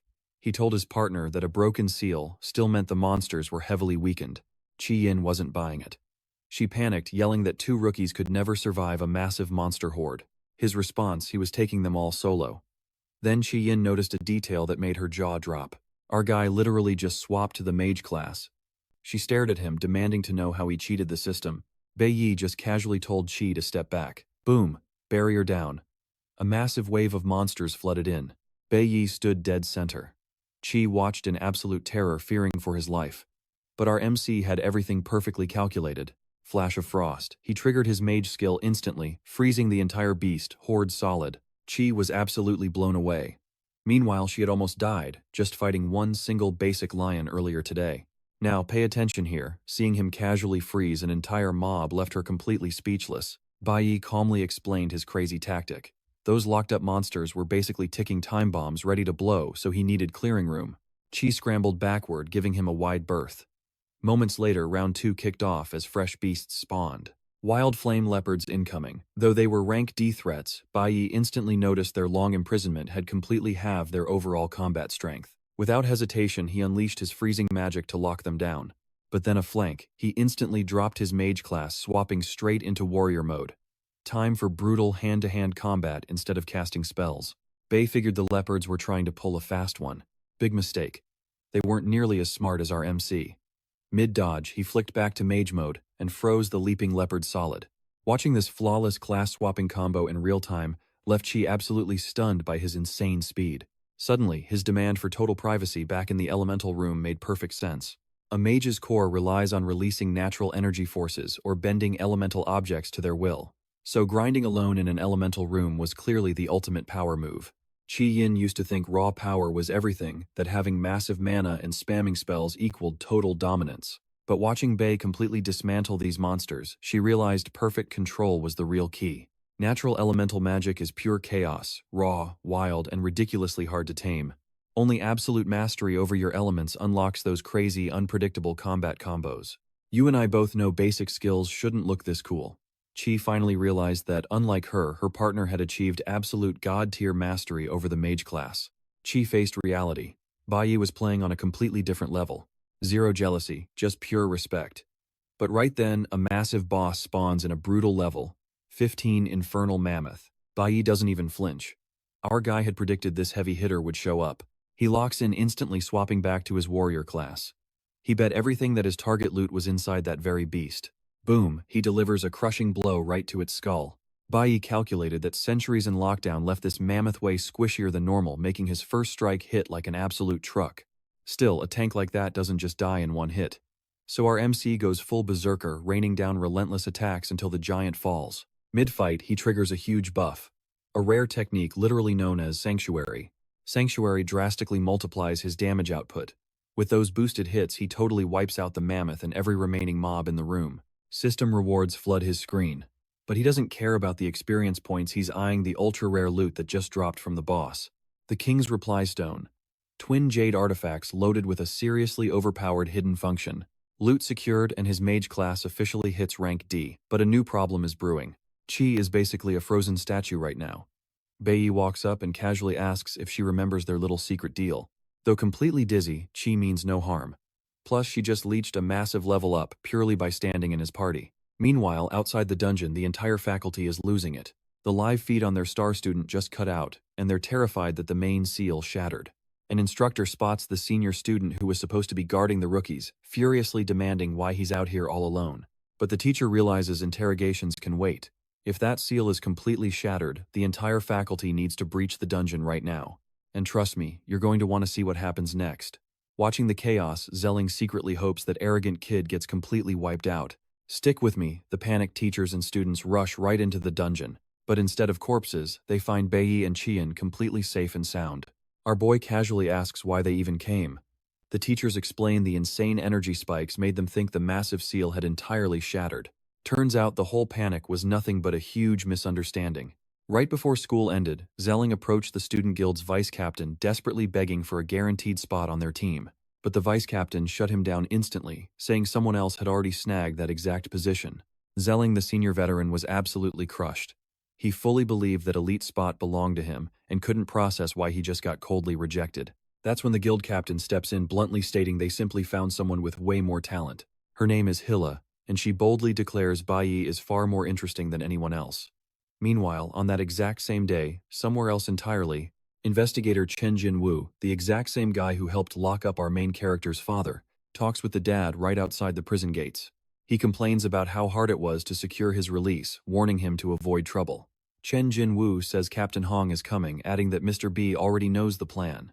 Right after getting a call from his boss, Chen Jinwu announces he is leaving sharply, adding that Mr. B can find his own way home. Naturally, the father looks completely anxious about being left alone. But when the dad finally gets home, huge shocker, his wife and son are completely gone. Now pay attention here. Furious, he starts smashing everything, wondering how they dared escape. His absolute rage spikes so high, he vows to literally eliminate his own family when he finds them. Meanwhile, our boy hands his mother half of a magical resonance jade. He practically ordered her to keep this artifact on her at all times. Bayi held onto the second half, explaining that if she was ever in mortal danger, she just needed to shatter her piece of the jade instantly. His piece would instantly glow like an alarm. He admits this is the only way he can feel safe leaving her alone when he heads out. Bayi realized his mom had never received a precious gift like this. Honestly, she never even had the basic nice things every woman deserves. His mother gently nudged him, saying he shouldn't spend all his time guarding her. At his age, he should be out having fun with his buddies. Our boy just shrugged it off. Honestly, he really didn't need any friends. His mom strongly disagreed, arguing that finding true friends is essential so you have real people to count on. Hearing this, Bayi flashes back to his past. Knowing he once had loyal comrades, he wonders if he will ever find true friends in this life. A while later, Bayi marches straight toward another demonic lair. With his family matters finally handled, he shifts focus entirely to leveling up, tracking down an ultra-rare, insanely difficult, abandoned lair. You know what is next. Time to grind. He enters the dungeon. He reflects on his past life. He became a top-tier warrior, sure, but that still didn't stop his allies from getting brutally wiped out. Now he is changing tactics. He knows raw power isn't everything, but evolving is still absolutely mandatory right now. This time around, our guy is going full solo mode. To him, forming attachments and making friends is completely pointless. He would rather focus purely on his own stats than carry a team. If the gods toy with him again, he would rather die alone than watch his friends get slaughtered. More than anything, he wants to become the absolute strongest being alive, and he is going to do it fast even if it means fighting like a complete lunatic. Bayi actually still thinks he is weak, totally convinced he couldn't beat his psycho dad even if he went all out, let alone the absolute monster who killed him in his past life. There are zero shortcuts here, and backing down simply isn't an option anymore. His only real choice is to evolve to the absolute max, pushing past his limits until his level crushes his enemies. Staring down the monsters, he instantly activates his sanctuary skill. Using it, he obliterates a huge chunk of the horde. But time is ticking fast, the dungeon gate is closing soon. He knows he has to speedrun this boss to clear the quest. Before long, he tracks down the target and steps up to the beast, knowing this is the final hurdle. But to his absolute shock, this boss is way faster than he ever calculated. It is a terrifying level 20 Yuming. But our boy doesn't just freeze up. He strikes first with a brutal blow, but the boss instantly regenerates the damage and winds up to strike back. Bayi realizes this thing's healing factor is totally broken. Countering the monster smashes the earth, sending massive roots burrowing deep underground. Carnivorous plants burst out. He thought he had won, but trust me, you and I know this fight is far from over. Stick with me here. A D-rank boss shouldn't be this insanely strong. But the nightmare isn't over. Boom, Bayi gets blasted from behind. Another boss just dropped in, the twin brother of Chi-Wuing Yumuing. Now he's stuck fighting a deadly duo, meaning his quick dungeon escape is completely ruined. Back home, his mom is losing her mind with panic. Zero text messages, zero signs of her son. Fearing the absolute worst, she rushes outside to find him. Meanwhile, Bayi's deadbeat father is marching right through the rain. Somehow this guy tracked down their secret city apartment, and he is heading straight there right now, completely out for bloody revenge. Just as she steps out the building doors, Bayi's mom freezes in pure shock. What she sees unfolding is an absolute nightmare. Back underground, our boy Bayi is completely exhausted. 5 separate times he smashed these monsters, but they just keep respawning. Worse, he gets absolutely 0 experience points for killing these undead freaks. He quickly realizes he has to end this boss fight right now, or else his stamina will hit 0 and he'll be monster food. Suddenly, Bayi notices something huge. The crazy regeneration trick isn't just for tiny mobs. Without hesitating, he activates his speed skill, cranking up the heat. He tries blitzing them, striking way faster than their bodies can actually heal. Now watch closely. Even perfectly landed critical strikes do absolutely nothing. These bosses have instant healing. They get their heads chopped clean off and still refuse to die. Seeing this impossible glitch, Bayi realizes the fight is completely rigged. Seriously, not even S-rank healers pull off magic like this. He figures some external force is buffing them, or there's a hidden infinite energy battery. Right while he's thinking, one of the massive monsters charges. Bayi barely blocks the heavy strike. He realizes this beast actually copied his exact attack pattern and is perfectly mirroring his moves. Then comes the real shocker. The monster actually opens its mouth and speaks, praising Bayi's raw strength. Bayi steps back stunned. He has never heard a dungeon monster talk. He quickly deduces that a plant-type demonic zone needs a massive core, and that core has to be the giant glowing tree, the boss guards. Time to put this wild theory to the test. If he cuts their energy supply, their broken healing factor should shut down completely. The monster catches on immediately and lunges to intercept him, but Bayi dodges and slashes the trees apart, knowing this is his winning play. He sees now that those branches are the real power battery. The boss swings wildly, but Bayi dashes past and chops the entire forest down. Destroying that battery gives him the exact opening he needs to finish this. The twins try a counterattack, but they are way too slow. With their energy drained, Bayi instantly locks them in solid ice. You and I know how this ends. With the targets frozen solid, Bayi finally goes on the offensive. His first attack plan was definitely flawed, but now he has completely flipped the script. And sure enough, with the trees gone, the enemy's strength absolutely plummets. He effortlessly shreds one twin instantly, bagging a massive chunk of experience points. Seeing its brother die, the second boss violently shatters out of the ice. But Bayi doesn't even blink. Without its healing cheat, this guy is basically just a punching bag. Then the craziest thing happens, the boss literally surrenders, begging for death. Bayi has never seen a dungeon boss act like this before. But hey, a kill is a kill, so he grants the request. He executes the monster, and loots the drop, an ultra-rare poisonous thorn needed to craft the infinite poison spear. An absolutely devastating weapon. With the final boss dead, the giant dungeon exit reappears. Right before stepping out, Bayi checks his stats. His level skyrocketed, and he's unlocking a brand new class. But when the flashy evolution finishes, he gets a blue-tier class. A flower summoner type. He isn't exactly thrilled about flowers, but it requires almost 0 attribute points to use even if the actual skills are a mystery. But then he reads the fine print. This class can forge blood contracts with evil spirits. A crazy idea hits him. Could those incredibly overpowered bosses he just killed become his personal pets? He spots the twin souls floating above their corpses and walks right up. Without hesitating, Bayi triggers the spirit contract skill. Boom, the mighty twins are now completely loyal summons ready to fight on his command. Later on, Bayi's father gets a phone call. It is Officer Chen confirming he finally secured a VIP spot for Bayi at Captain Hong's dinner. Bayi instantly confirms, promising a massive gift to win back his guild spot. And trust me, you'll want to see what happens next. Stick with me here because after hanging up that call, he realized today was incredibly lucky. He figured checking on his sister was next. Meanwhile, back home, Bayi's mother was pacing with worry. Suddenly, Bayi pulled up and asked why she was just standing out there in the freezing rain. He grabbed her arm to guide her inside. Inside, he handed her a surprise box. Bayi smiled, explaining he was only late because he had been hunting down the ultimate Mother's Day present. But Mother's intuition kicked in. She knew he was hiding a dark secret and swore to uncover it. Upstairs in his room, Bayi finally crashed. He mentally checked his stats, realizing he now held 3 entirely distinct classes. 2 had already hit rank D, but honestly, it wasn't enough. He knew a deadly reunion with his father was coming eventually. Knowing that psycho perfectly, he figured his dad probably bribed a prison guard just to break out early. So Bayi had been grinding like crazy, absolutely convinced that letting his guard down meant instant death. The very next day, he dove straight into another dungeon. He had to wipe out this immediate threat before actual training. Running away, never happening. His only play was to rank up fast and boost his raw power at every single chance. That is exactly why he constantly hunted dungeons way above his own level. He knew facing a monster like his dad required massive strength. To survive a true heavy hitter, he had to be ready. Now here is where it gets wild.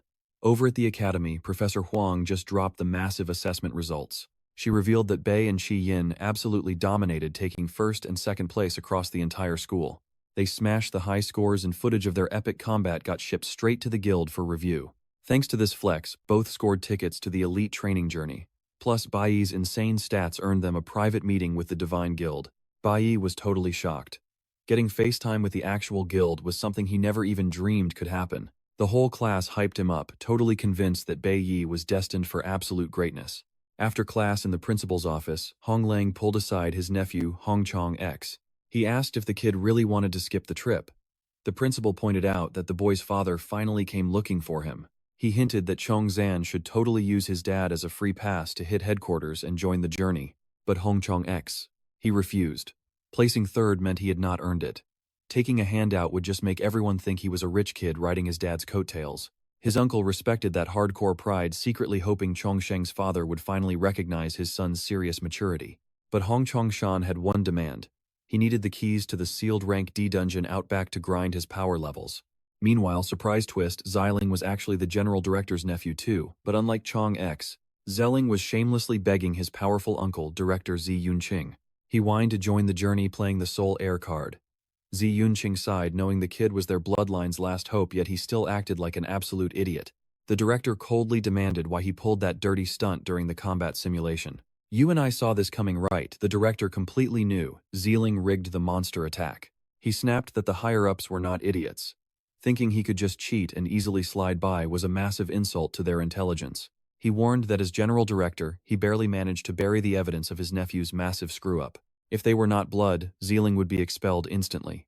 Hearing that brutal truth, Xiling completely broke down, crying and pathetically begging for forgiveness. His uncle shut down the tears, immediately coldly, stating he only fixed this giant mess because, oddly enough, his nephew's stupid mistake actually turned out useful. Because of Xiling's sabotage, the guild superiors paid extra attention to Bei, and now they heavily suspect that Kid is hiding an insane secret. Bai's rapid leveling made absolutely no sense to them, so a top-tier guild member demanded to meet him face-to-face. Then the director threw him a bone, allowing Xiling to officially join the elite training journey. But he gave a lethal warning, step out of line again, and nobody could save him. Xiling's eyes lit up, thrilled about reaching the guild. He failed to destroy Bayi during the simulation, but now he just scored round 2. Plus, Xiling was thirsty for revenge against Heli's crew. Meanwhile, Bayi's squad was busy hyping their boy up. Getting scouted by the most overpowered guild in school was definitely not handed out to just anybody. Normal recruits survive brutal trials and still get rejected. But Bayi, he got a direct, fast pass. Trust me, that's where we leave it. You and I know Bayi is about to shake up this entire world. Alright, you and I are jumping straight into the disrespect. Bayi doesn't care about this invitation at all. He literally trashes it. Everyone is totally confused by his cold attitude. He just turns his back and walks right out, leaving his classmates absolutely speechless. But the smartest kid in the room sees right through it. He realizes Bayi has absolutely zero intention of joining anyone's group. With that kind of boss energy, his goal is to lead the pack, never follow. After class ends, Bayi heads straight for the mountain behind the school.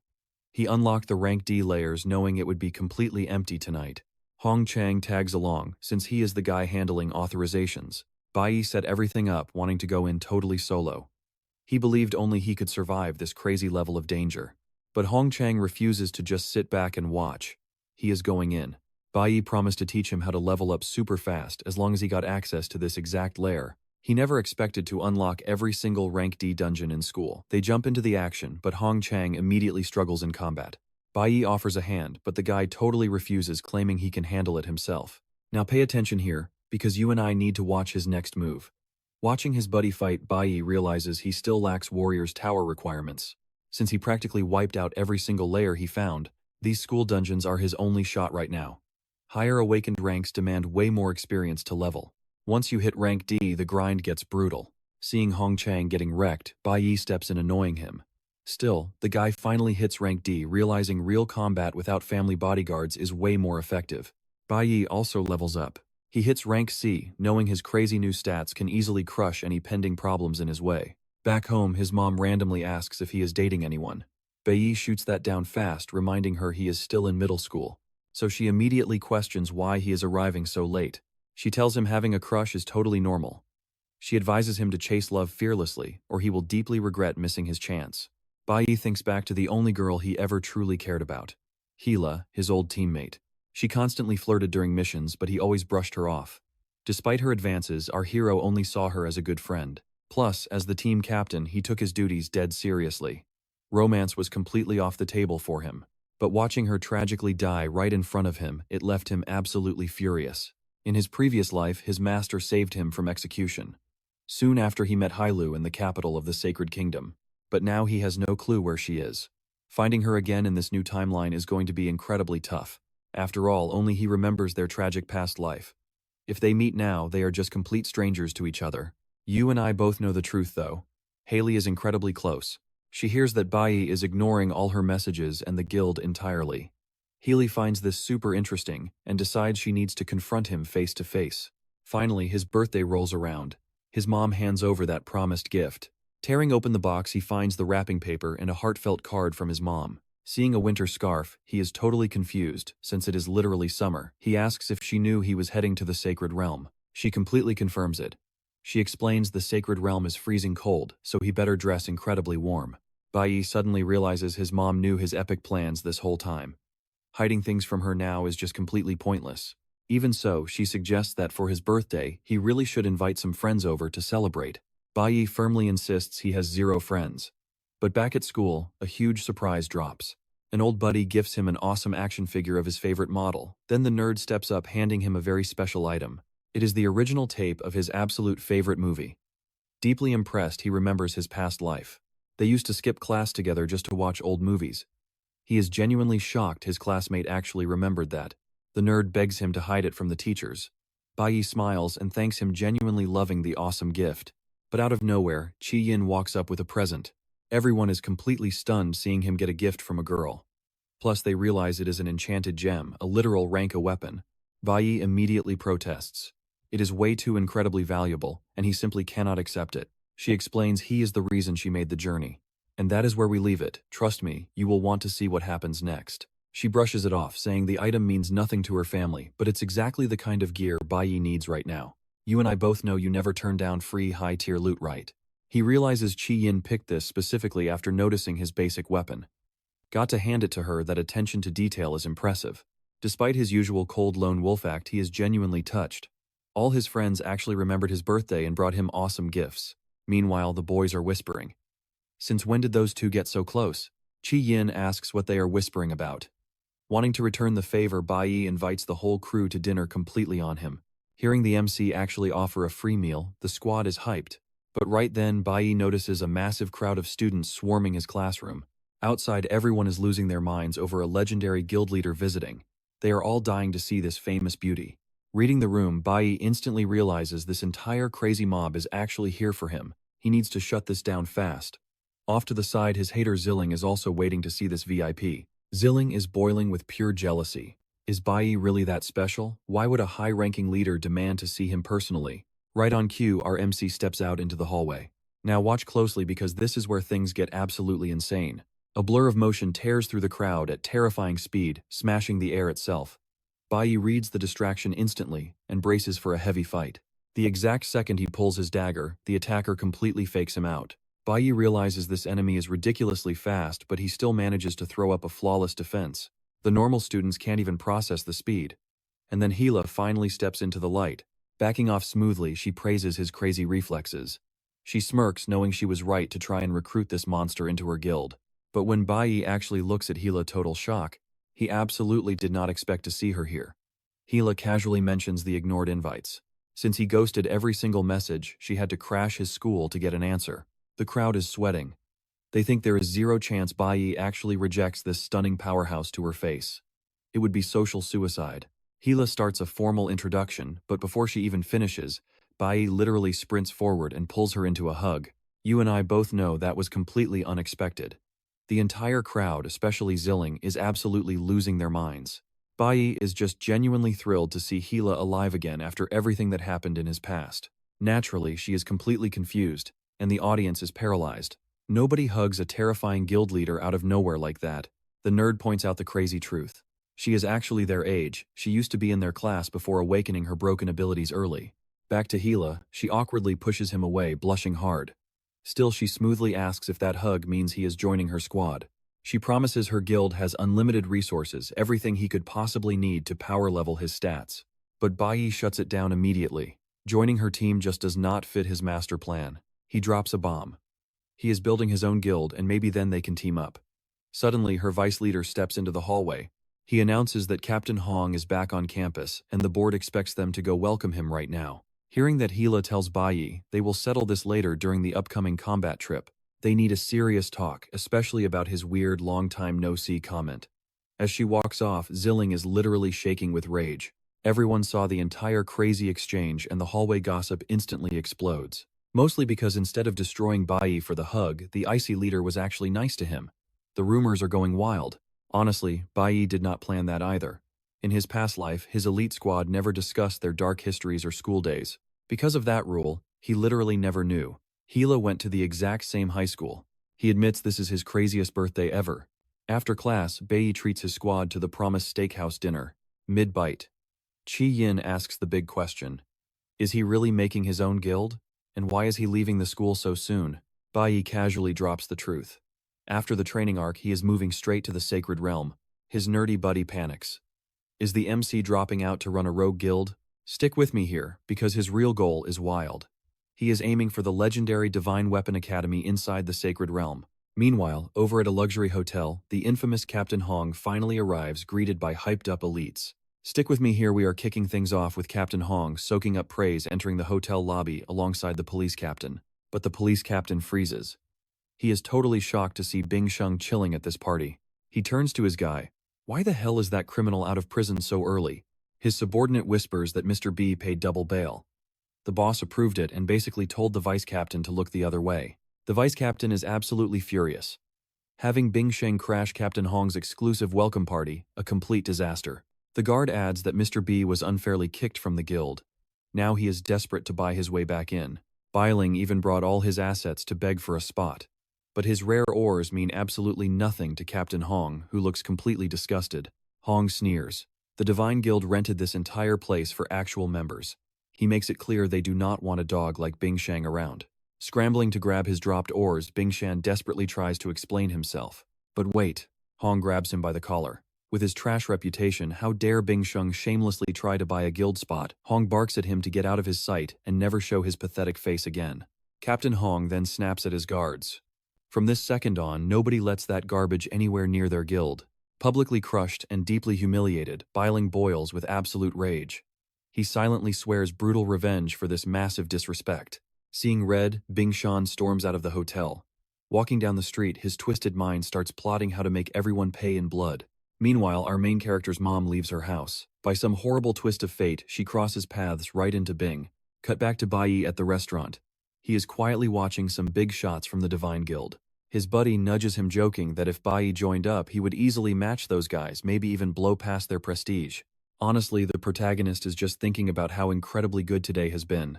Here is where things get crazy. He thinks fate is blessing his birthday. But suddenly a dark premonition hits. Something terrible is approaching.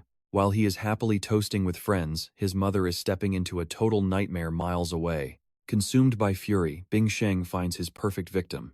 He mutters how unfair it is, his wife enjoying life while he suffers in hell. He is ready to violently remind her what happens when she breaks his sick rules. Spotting a shiny bracelet on her wrist, Bing Sheng snaps. Who gave her that? The jewelry is literally radiating a faint magical glow. Terrified, she completely freezes up. Bing Sheng bursts into manic laughter, claiming he finally gets why she is living in some fancy apartment. He wildly accuses her of finding a rich new man. Blind with rage, he lunges to attack the defenseless woman. But that bracelet Bayi gifted his mom, it reacts instantly. A creature bursts straight out of the magical object, completely blocking Bailing's violent strike. You and I both recognize them, right? It is the defeated twins now serving as her protective spirits. Even his mom is completely shocked by this magic. Bayi always stays 10 steps ahead, secretly planning this ultimate protection for her. Immediately, the twin spirits clash directly with the madman, shoving him far away from their protected target. Taking a heavy hit from the guardians, Bayi initially stumbles back. But then he grins. She is the perfect punching bag for his rage. Back at the restaurant, Bayi suddenly feels his chest amulet vibrating wildly. Instantly, his blood runs cold. Something is terribly wrong.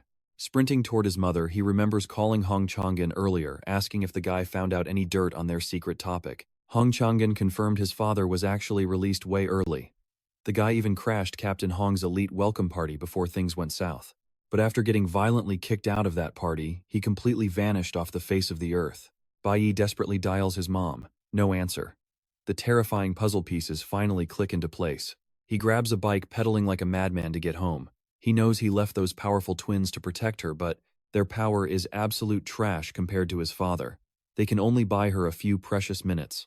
Sure enough, Bailing already smashed one twin into the ground, radiating sick amounts of energy to keep fighting. The grounded twin weakly tries stopping him. With pure, ruthless brutality, Bailing crushes him completely out of existence. Standing over the dust, he coldly promises to rip the remaining spirit apart just like that. As Bailing advances, the last guardian senses total doom.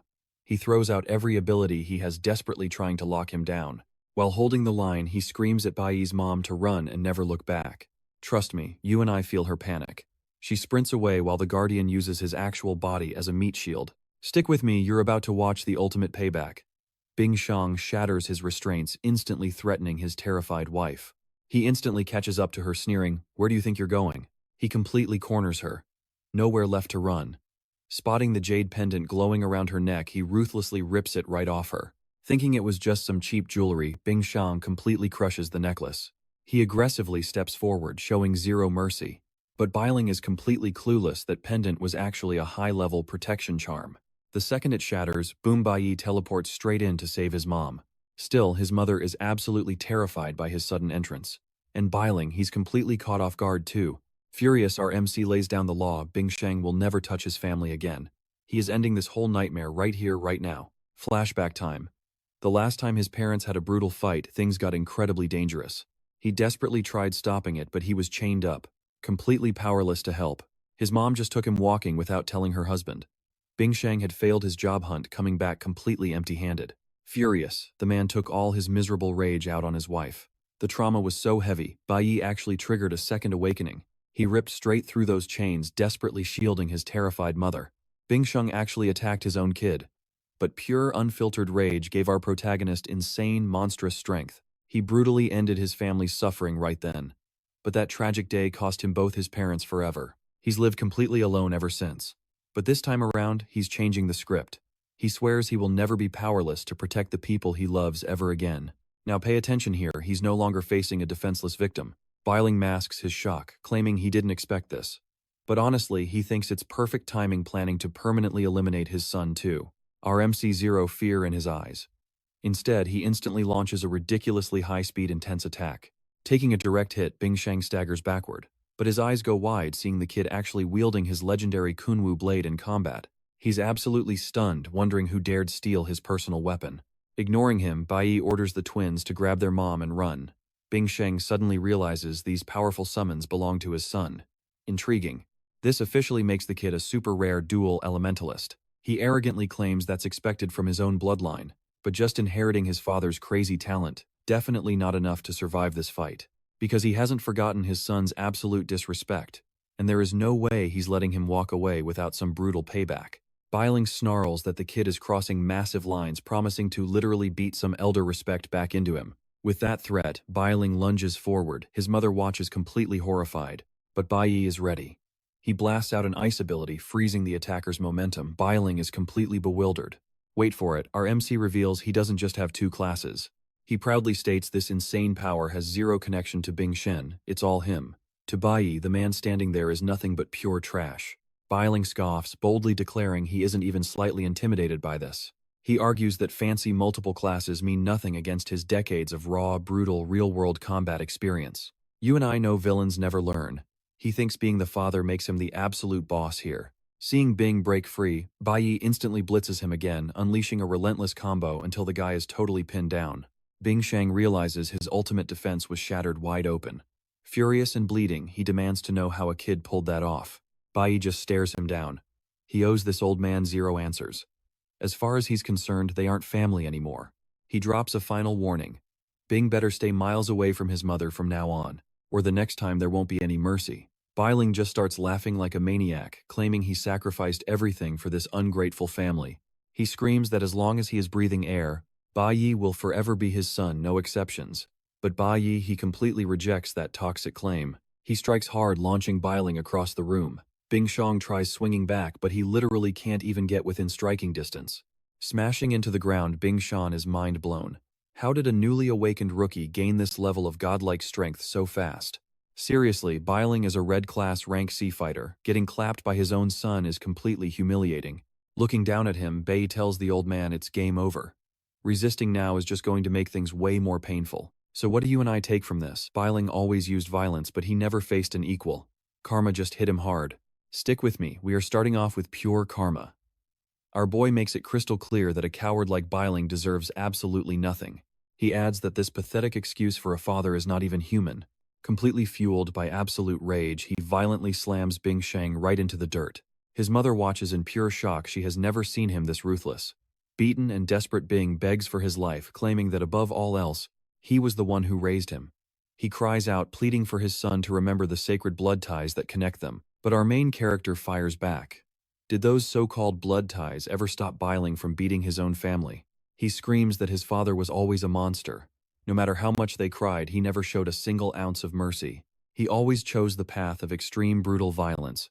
Not once did he care that he was torturing his own flesh and blood. Around him, a normal day literally never existed. So his pathetic excuses mean nothing now. A man who acts like that completely forfeits his right to even call himself a father. Trembling on the floor, Bing Sheng cries out apologies.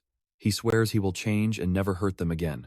But seeing this pathetic display triggers a dark memory. Now watch closely, because here's the crazy twist. In his past life, the old man pulled this exact same fake apology stunt. The moment Bayi dropped his guard back, then his father struck to kill. There is no way our guy is falling for that trap again. Adrenaline spiking, he realizes there is only one permanent way to end this nightmare. Terrified, his mother screams out, trying to stop a fatal mistake. But Bayi coldly states that death is the only real repentance for a sinner like him. Sensing the end, Bing desperately tries to bargain for his life. But his pathetic crying falls on completely deaf ears. Bayi is not backing down. He summons his brutal ice powers, silencing Bing Sheng. He has been here before. Hesitation gets you killed. Suddenly he hears his mother desperately begging him to stop. The guardian beast is channeling her voice directly. Through the beast, she cries out, begging her son not to become a villain like his father. She points out that Bailing has already lost his most precious possession, his pride. He will live the rest of his pathetic life drowning in regret, and that alone is poetic justice. She begs him with everything she has. She refuses to watch her son turn into a cold-blooded monster just for bloody revenge.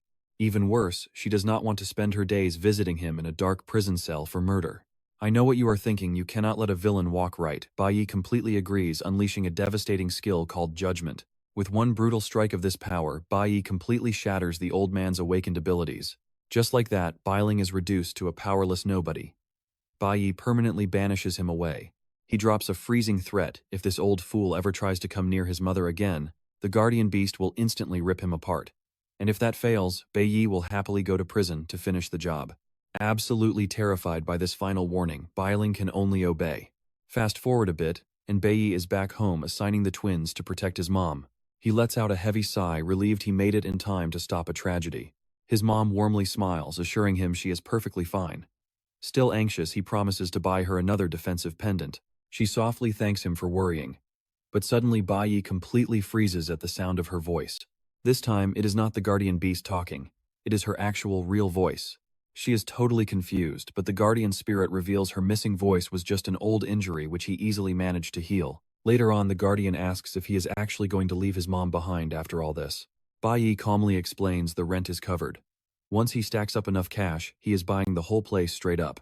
Plus, he already secured a brand new protective pendant for her, alongside the twins watching her around the clock. He smiles, knowing his mother understands he is leaving for greatness. What she does not know is the dark truth about his past life and painful memories. Deep down, his soul is still burning with absolute hatred for what happened to his old squad. To get his bloody revenge, he has to reach the sacred realm. This time around, he is going to enter the sacred realm way earlier, giving him a massive, absolute head start. So, what do you and I take from this? Sometimes you have to risk absolutely everything. Trust me, you will want to see what happens next. Stick with me here, as Bayi walks through the city. His mom suddenly remembers she needs to pray. Every year during the summer's first full moon, the great mage of the flower goddess temple returns right here to Chushi City. Honestly, Bayi completely forgot his mom was even a devoted follower of the goddess.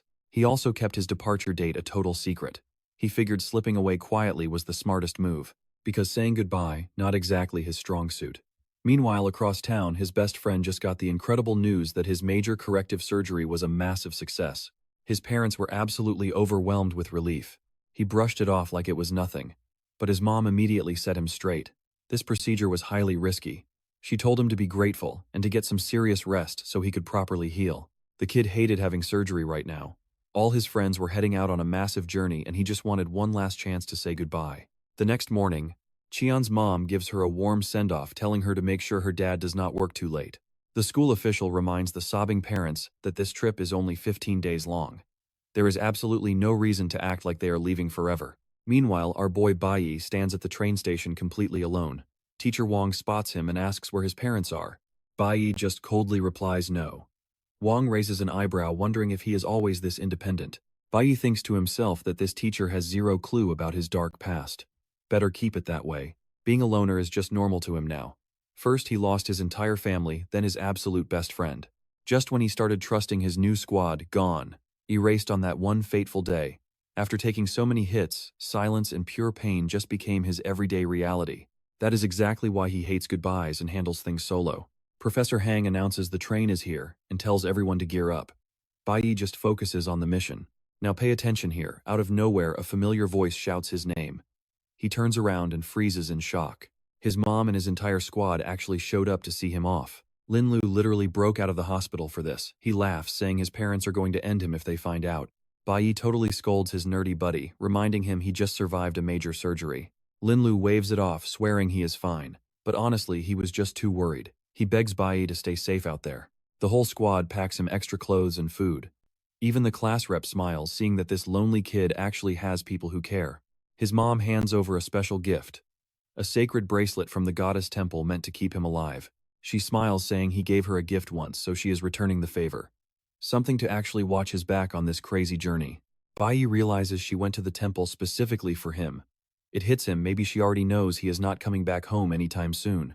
Professor Hang yells that the train is leaving. It is time for everyone to board right now. Bayi finally says his goodbyes to everyone and steps onto the train completely ready. Looking out the window, he realizes how much his world has changed. His circle is totally different now. For the first time ever, people are actually waiting for his return. He decides to finish his mission fast and come straight back. But close by, a mysterious figure is watching the train pull away. We both saw that coming right. He confirms Bayi got the item. It is Lu Zhongjiang, the patriarch of the Flower Goddess Temple. Now the patriarch knows everything depends entirely on Bayi's survival. Inside, the professor explains the guild is covering the sea crossing. They are about to hit the very edge of the mighty Jiang kingdom. Just like that, the epic training journey officially starts. She warns them it takes a full day to enter the sacred kingdom. By tradition, they will camp at the border tonight for an intense field training exercise. Zelling gets totally hyped up. He thinks this training is going to be an absolute spectacle. Professor Huang drops some lore. The god creators of this world literally handed supreme power to the divine families. Right now, 2 gods rule the sacred realm. So if you enter their territory, you better follow their divine laws to the letter. To get from the Jiang kingdom into the sacred realm, they must survive 3 heavy checkpoints. Checkpoint 1 is done. Once on the train, every single student was handed a very rare invitation from the sacred realm. Right now, the squad is pulling up to border checkpoint 2. Every student has to register their stats and survive a massive security sweep. Normally, this process drags on for an entire day before anyone can move forward. But tomorrow is their first real combat training on the coast. Trust me, you are going to want to see what happens next. Stick with me here. Chi Yin spots our guy in fresh gear, noting he looks way more mature. A group of older girls immediately swarm him. They recognize the legend who rejected the Supreme Guild, and honestly they just think Bayi looks incredibly handsome. These seniors already knew exactly who he was. The Academy rumor mill works incredibly fast. But Bayi, he literally could not care less. He just leaves them completely hanging. His mind is locked on one thing.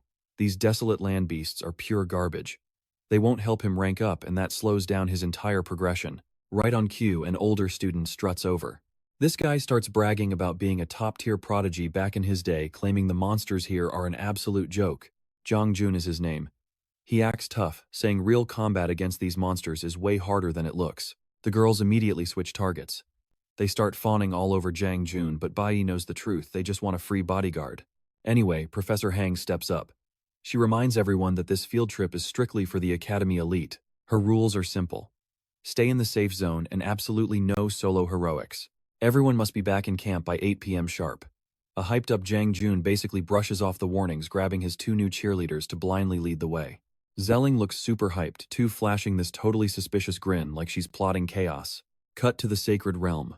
Captain Hong pulls up to a heavily guarded spot, and a scout tells him Captain Shannon is already waiting inside. The Supreme Guild's vice leader is absolutely loving this. Riding the captain's private train is a massive flex, totally letting them bypass all those annoying security checkpoints. But then, the captain orders Hong Chengzhen to stay back and wait with the squad. Annoyed, the young guy just bites his tongue and obeys. Now pay attention here. Back in the dirt, Zhang Jun is busy showing off his skills, and his fangirls are absolutely eating it up. Bayi ignores the circus. He's hyper-focused on his own grind. He needs real danger to level up, and this beginner zone just isn't cutting it. Wasting stamina on weak trash mobs. Yeah, not happening today. Boom, reality check. Zhang Jun gets absolutely wrecked by a high-level monster. He hits the ground hard, and those girls, they do absolutely nothing to help. Completely frozen in terror. The beast instantly locks onto Bayi next. But unlike these fake elites, our guy doesn't even flinch or step back. One single devastating strike. Target neutralized. Just like that. Bayi looks down at the corpse in pure disgust. He doesn't even bother looting the drops. Realizing this whole sector is a joke, he wanders off to find a genuine fight. A few miles deep, he stumbles across a cluster of magic crystals. But wait, something is wrong. Crystals this dense usually only spawn in pure demonic zones or massive monster hives. Look closely. The energy inside is totally sucked dry. Someone or something drained them completely hollow. Even the surrounding trees look withered and dead. Bayi narrows his eyes. What kind of absolute monster could swallow up this much raw power? He pushes deeper into the dead forest, finally hitting a dead end. You and I both know this is bad news. He finds a weird flask in the dirt stamped right on the side with a Zheong Industries logo. Fast forward to sundown. Training is over and Professor Hang starts cooking up some fresh beast meat for the squad's dinner. She tells them this trip is about real wilderness survival. Eating what you kill is mandatory out here. A bunch of rich kids look totally grossed out by the monster meat, but others just dig right in. Suddenly, a wave of panic hits. Someone realizes Bayi is still missing. Chi Yin tries to lighten the mood heavily, praising the teacher for having insane practical skills, not just boring classroom theory. The professor drops a little lore. Back in the day, she actually trained for the elite divine guild, but she washed out.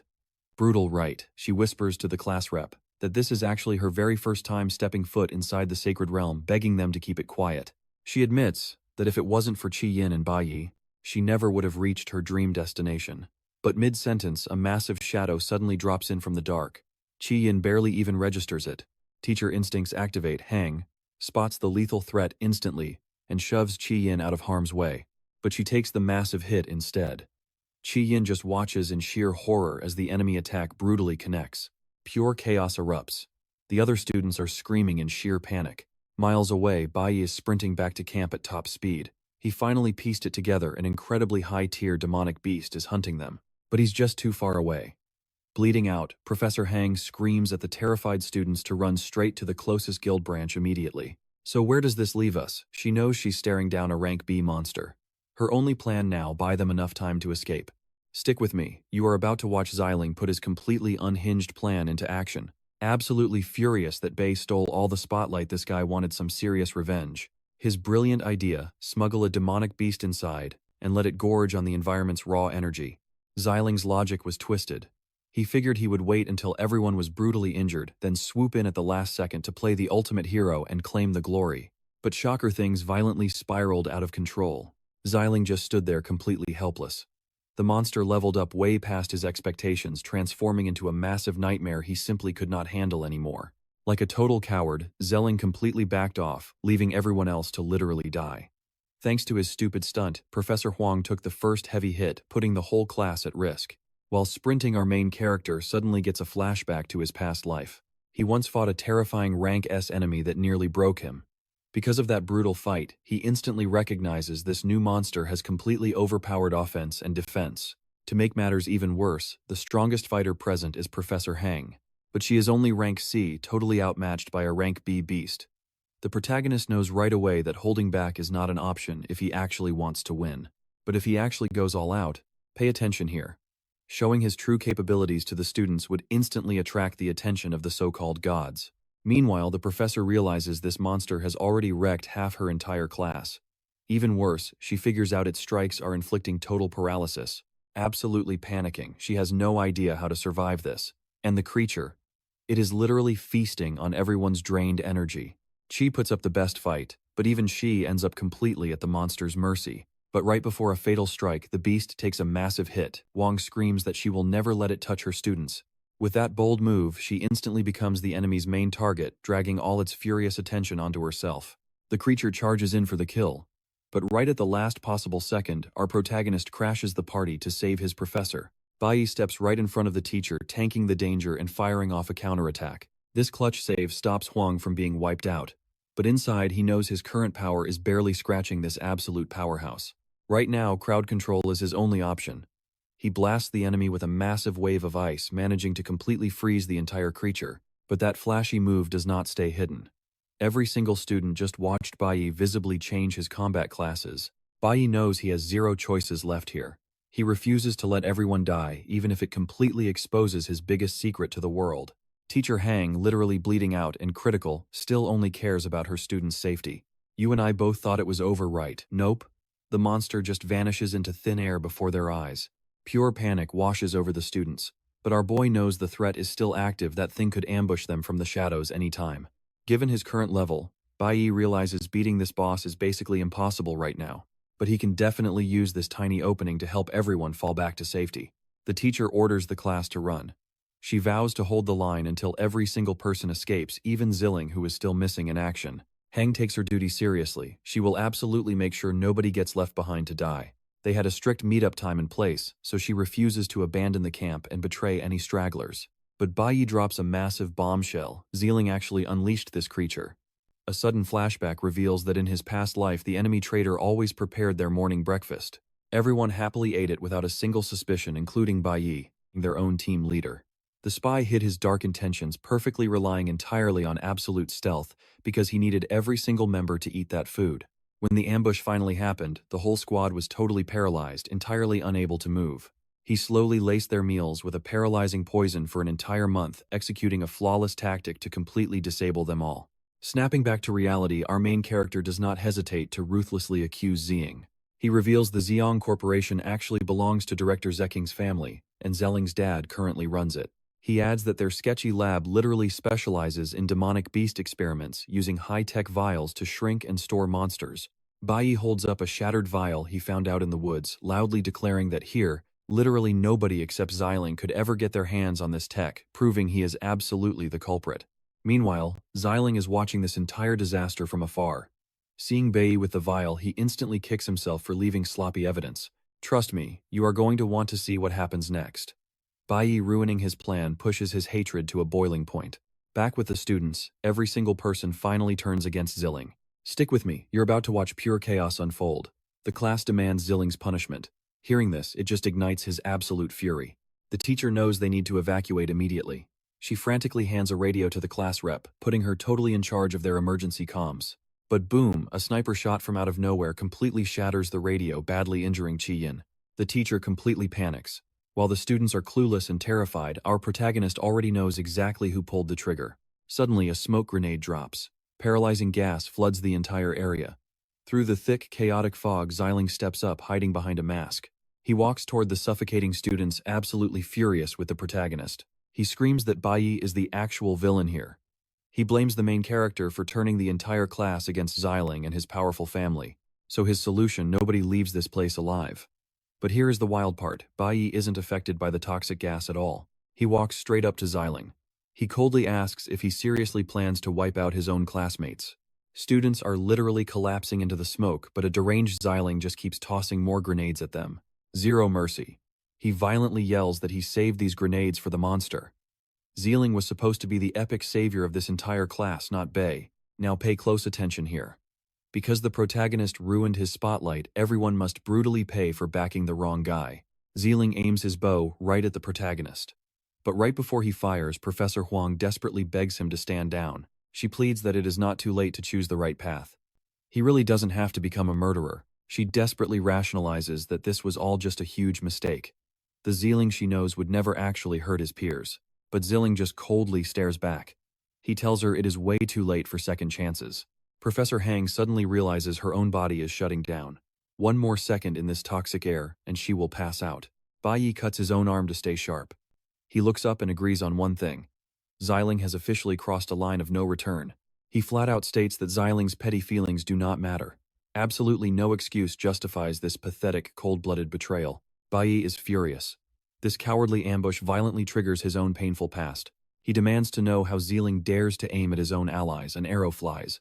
Bayi effortlessly deflects it and charges straight at the traitor. Flash. One flawless sword strike completely destroys the bow. Xiling isn't shooting anyone ever again. Even better, the slash shatters Xiling's mask wide open.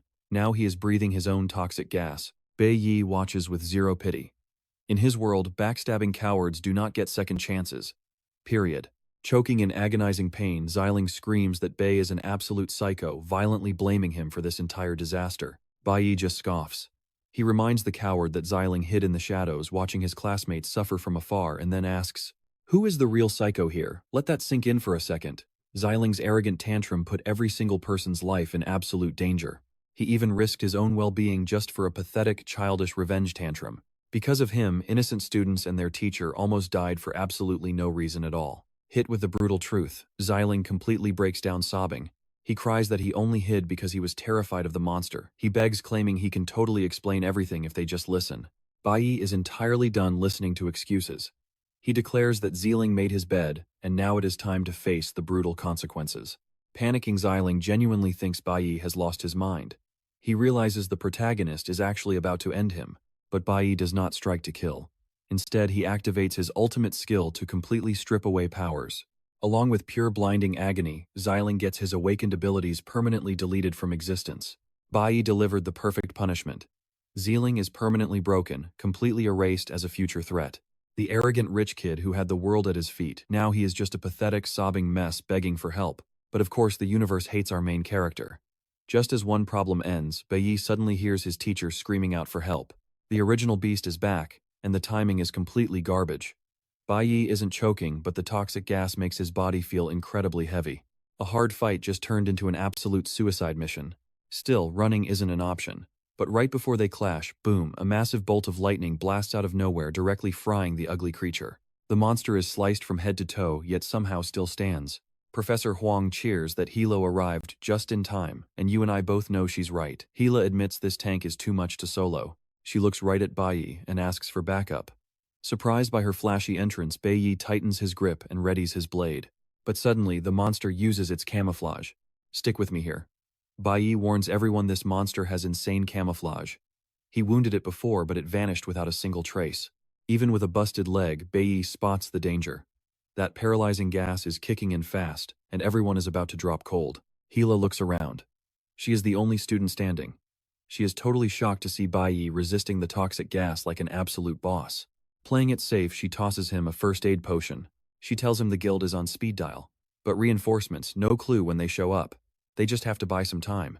Bayi guesses the beast is studying them, waiting for the perfect opening. And bingo, he is dead right. Seconds later, the monster suddenly lunges. Our guy barely dodges a direct head-on strike. Healy counters fast, but the beast dodges. Still, it cannot evade everything at once. Boom, one of her heavy strikes finally lands a clean hit. Hila realizes Bayi bounced back incredibly fast. He locks in, completely ready for battle. If they tag team this thing, they actually have a shot. Bayi praises Hilo right back. Her attacks and reflexes absolutely top tier. But he drops a reality check. She is still just a student, so her safety has to be the #1 priority here. Hilo claps back, saying he acts like he is not a student too. Right then, the massive beast rises back up. Bayi suggests a combo move. They sync up and strike together. But this time around, the whole vibe shifts completely. The monster actually blocks it, then it smashes our guy backward with a heavy blow. Hila shouts that she has an opening. But when her attack lands, nothing happens. She cannot even put a dent in this enemy's armor. Watch closely here. Bayi senses the deadly danger and screams out a frantic warning. Too late. Healy takes a brutal hit before she can dodge. Even worse, she realizes this thing's attacks are laced with deadly poison. Bayi instantly blocks the follow-up strike. He realizes something terrifying. The monster is learning their patterns perfectly, countering Hilo's best moves. On top of that, it is absorbing nutrients from the environment, leveling up mid-fight. He does the math fast. If this drags on, they are dead long before the guild shows up. Plus, he is bleeding badly. Bayi knows it is on him to end this absolute nightmare right now. Flashback time. We see Bayi testing his old squad, asking what to do when an enemy is completely out of their league. Back then, Hila said the smart move was running away. But she proudly added that their elite divine squad never backs down. So Bayi broke down their ultimate backup strategy, the classic rat bait plan. Step 1. Someone goes all out, hitting the boss with everything to force a heavy counterattack. That makes the target burn all its energy just attacking and defending itself. Meanwhile, the second member waits for the perfect blind spot to deliver a one-shot kill. Back in reality, Bayi draws the monster's aggro. He orders Hela to hold her fire. She needs to stay back and recharge her stamina completely. Hailu hates the idea of leaving him solo. She knows the stakes. Bayi is insanely talented, sure, but taking this boss down alone is suicide. I know what you're thinking. Even as a top gold-level professional, Hila sees Bayi is totally running the show. Stepping up like a true leader, he charges the monster with absolute fury. Mid-swing, his weapon goes flying. Hila panics. And then the absolute worst happens. Bayi takes a massive bone-crushing hit straight to the chest. Bleeding out, Bayi screams at her to hold her ground. Hila is tearing up, desperate to help her severely injured teammate. Meanwhile, the giant beast actually thinks it has won the fight. This thing is smart enough to look down on humans. To it, these kids are just another quick snack on the food chain. But Bayi knows the trap is set. Right on cue, he finally screams for Hila to strike. She instantly charges her attack. Bayi figured out its pattern. Every single time it takes damage, it tries to eat a target. That feeding animation, it drops all defenses. That split second is the absolute best time to land a fatal hit, since it is totally vulnerable. So he just took the beating, waiting for Hilo to swoop in and finish the job. One clean shot to end it all. Bam, the strike connects perfectly, and the monster's massive body instantly freezes in place. Bayi's crazy plan worked. After stunning the beast, Hila yells that the paralysis is super short, begging him to finish it fast. Bayi smirks, saying that is more than enough time. No way is this ugly beast escaping him twice. In a flash, Bayi triggers a high-level freezing skill. Hila is completely stunned to see Bayi wielding a second class. That is right, our guy is finally dropping the weak act. Trust me, you will love what happens next. Bayi goes all out, unleashing his absolute strongest, most devastating attack. Let's dive in. With one final strike, he crushes the boss, taking a quick second to heal. Watching him, Hila is completely stunned. In this world, almost zero prodigies can actually hold multiple classes. Seeing a kid like Bayi pull this off blows her mind. But get this, our guy casually drops that he isn't stuck with 2 classes. He can have as many as he wants. With the boss down, he instantly absorbs its soul, turning the massive beast into his new ally. Bayi now holds 2 spiritual creature contracts, and he still has room for 4 more. Sealing the deal with this demonic beast, our main character gives it a brand new name, Changzai. Now he can summon Changzai anytime. Completely blown away by his crazy class changes, Hila asks him just how deep his powers actually go. Bayi simply asks her to keep everything a secret. Hila totally gets it. If he is hiding his true strength, he wants to stay under the radar. She promises to keep his secret safe. Right after that, the cavalry finally shows up. It is the guild's 26th platoon, and their leader immediately checks for survivors. Seeing the dead monster, the squad leader realizes the massive threat is finally neutralized. Now they just need to patch up the wounded and get the unconscious kids to a safe zone. Still, completely terrified, the class rep gets comforted by their teacher. Meanwhile, the squad leader admits a beast that huge would be a total nightmare even for his elite veteran team. Yet 2 high schoolers handled it solo. Now he totally sees why they are called absolute prodigies. Waking up Jungjun and the other girls seriously thank our hero for saving their lives. Jungjun even admits that without Bayi stepping up, he would definitely be dead right now. Nearby, Hila gets patched up by a healer who demands to know why she rushed the boss alone. But Hila just brushes it off, saying she had it totally handled. One of her teammates warns her never to underestimate a boss. After all, she is a genius and knew exactly what her plan was. But inside, Hila knows she did not save the day. Bayi did. She decides to keep her mouth shut, though, realizing just how dangerously mysterious this guy really is. After getting rescued, all the students are moved to safety. Meanwhile, deep in the jungle, Xiling is sprinting for his life, running from the exact monster he unleashed. His genius plan was to release the beast so it would hunt everyone else instead of him. Major backfire. Now watch closely. Xiling is about to learn that taming monsters is a nightmare. Anyway, our squad gets back on the train. Bayi uses this quiet downtime to deeply analyze the crazy new beast he just captured. Back at base, the student supervisor reports the whole insane incident directly to his bosses. Hearing this, Bayi quickly realizes they are being watched 24/7. With eyes everywhere, hiding his insane powers while leveling up is going to be incredibly difficult. But whatever, the train has finally rolled into the long-awaited Shinny Kingdom. Inside the Divine Realm, the train pulls right up to the campus station. Our boy is totally hyped for what comes next. This is the absolute wealthiest country in the world, and it makes his hometown look like a total joke. The Academy's campus director personally welcomes all the students. He announces he will guide them through the Divine Weapon Academy. And Bayi knows his absolute worst enemy graduated from this exact place. You know what he is thinking, right? His ultimate rival is definitely still here, and payback is on the menu. A bit later, the class is shown a massive statue of Cadmus Thieves. He is literally one of the 5 creator gods here. The Thieves family is currently the most overpowered bloodline in the country, holding an untouchable god-tier reputation. They are basically untouchable royalty, holding a direct bloodline straight to a literal god. The director explains how Cadmus Thieves slaughtered a demonic dragon back in the day, eventually building the Guild of Gods and this very academy from the ground up. The Divine Soldiers Academy is easily the most elite school on the planet. So naturally, these students are super privileged, but the grind is brutal.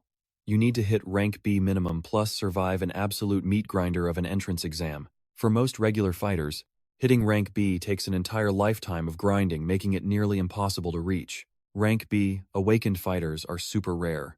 Hitting it while young makes you a legendary prodigy, and Bayi knows that fact perfectly. Trust me, if his rivals survive this place, you and I are in for one epic showdown. Stick with me here. We are about to watch Bayi track down a guy named Chris from his old squad. Back then, the recruiter hyped Chris up big time, calling him the absolute best graduate the academy had ever seen. Because of that detail, Bayi figured his target must still be lurking around the campus. He had to face him. But to pull that off, Bayi absolutely had to reach rank B immediately. He did not care about the academy prestige at all. He just wanted enough power to crush his enemy and finally get revenge. Meanwhile, Qian realizes that if Bayi is pushing hard for the academy, she needs to grind just to keep up. Suddenly, a man walks up and demands to know why she has not visited her father since arriving in the Divine Realm. Qian freezes up, completely embarrassed. The student reception official quickly bows, greeting the man as Secretary General Chen. Chen drops some heavy news. Her dad collapsed from working way too hard and kept it hidden, but she really needs to see him immediately. Instantly, she scrambles to get a ride. The other students start whispering, wondering if Qian comes from some crazy, wealthy, prestigious family. Watch this part closely. A ridiculously expensive limo pulls up, making the students wonder if everyone here is insanely rich. The doors open and a whole squad of academy students steps right out. The director immediately snaps at their lateness. One guy just shrugs it off. As East Territory's supreme private academy elites, they hunt monsters at night. He claims they trained way too hard and overslept. The director explains this entire training journey happens alongside multiple countries and schools. He adds that these late arrivals are actually local elites straight out of the Shani Kingdom. The visiting kids are just totally awestruck, but the feeling is not mutual at all. These wealthy locals totally ignore the wide-eyed visitors. Their leader smirks, calling the visitors a bunch of basic commoners who do not even deserve a second glance. Obviously, the visitors get super tense. Even Professor Hang thinks this arrogant attitude is going way too far. But the senior leader just laughs loudly, calling them nothing but a pathetic group of totally useless bumpkins. He brags that unlike them, his squad comes straight from the absolute highest noble families in the Shani Kingdom. Because of that bloodline, their training resources are just significantly better than everyone else. He boasts that their elite private class has only 5 students, and the institution literally throws unlimited money at them. He claims ordinary students simply cannot understand this because they completely lack basic privilege.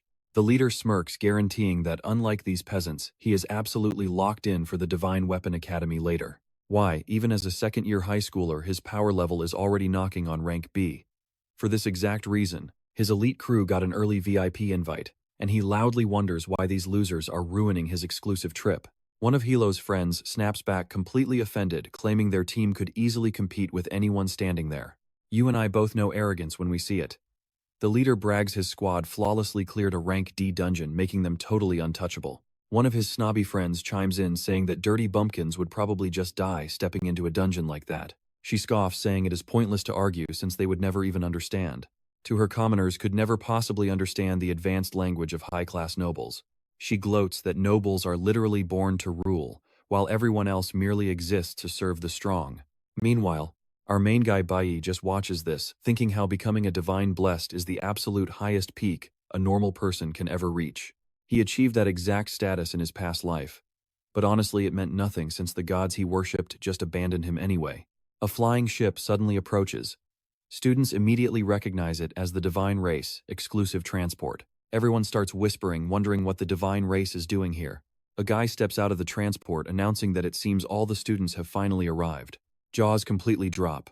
Pure shock. It is Linfeng, the legendary blessed from the famously powerful family of thieves. Linfeng instantly asks if Bayi is there. The arrogant nobles freeze up completely confused, wondering who this Bayi guy is. Bayi just stays completely silent. But Linfeng already knows exactly who he is. So what do you and I make of this? Linfeng knows Bayi solo cleared a rank D dungeon and he is absolutely dying to meet him. Stick with me, you are about to see how this guy completely blew the thieves' family away. Linfeng drops huge news. They are throwing a massive hunting competition and invited Bayi as a VIP. Those stuck-up classmates utterly stunned. Wasting zero time, Linfeng tells Bayi to come with him right now. Flashback. 100 years. Absolute chaos ripped through the world when countless overpowered demonic monsters suddenly spawned. Then 5 massive deities crashed down, shielding humanity and wiping out the deadliest beasts. Thanks to that divine rescue, human society actually survived. Ever since, people built deep faith and blindly worshipped these exact same gods. Staying behind to protect us, they handed down raw power. The gods forged new laws and built massive armies ready to slaughter any demonic threat. They even mixed with humans, sparking an elite bloodline of literal divine descendants. People call these overpowered demigods the divine race. Everyone grew up being spoon-fed this exact legend. But Bayi, he seriously doubts this whole protective god narrative. While snobby kids begged to tag along acting like high-class elites, Bayi just stood there totally unfazed. But Linfeng sets them straight. The thieves' family is hosting this, and surprisingly, the whole class got invited. So basically, anybody who wanted could join the hunt. His classmates totally freaked out. Entering divine territory is a massive flex, usually locked down strictly for nobles.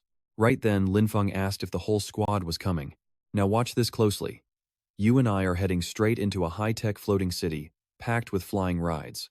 5 godly families rule different zones, but the Shangi nation belongs fully to the Thieves clan. Tracing their bloodline to Cadmus thieves, they command the world's strongest military force, the literal Guild of Gods. Obviously, they also run the elite Divine Weapon Academy.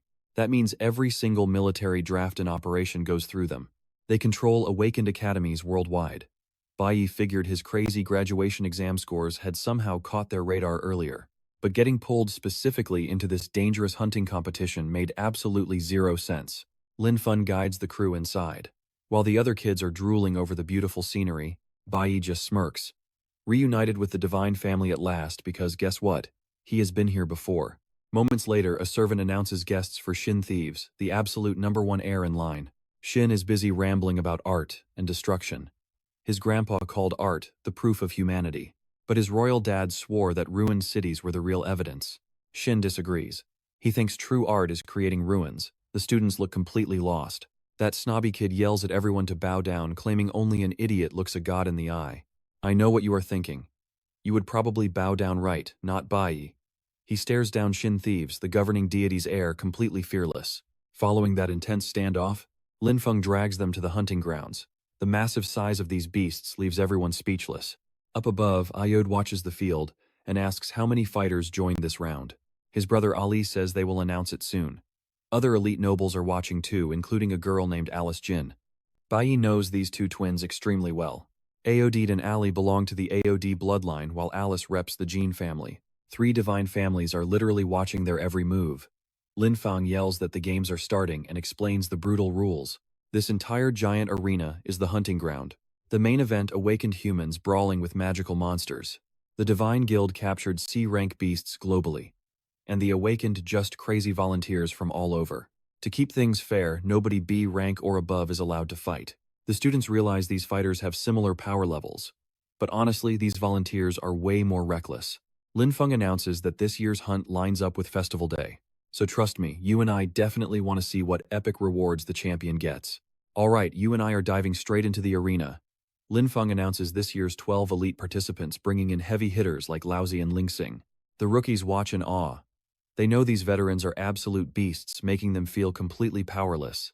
But wait, the promise of insane loot pushes some of them to risk their lives anyway. Pure greed. Our MC zero fear, just ice in his veins. That is when Shin Thief spots him in the crowd, immediately recognizing Bayi. Shin knows Bayi solo cleared a D-rank dungeon recently. But he is convinced our guy is hiding some seriously next-level power. So he throws down a challenge.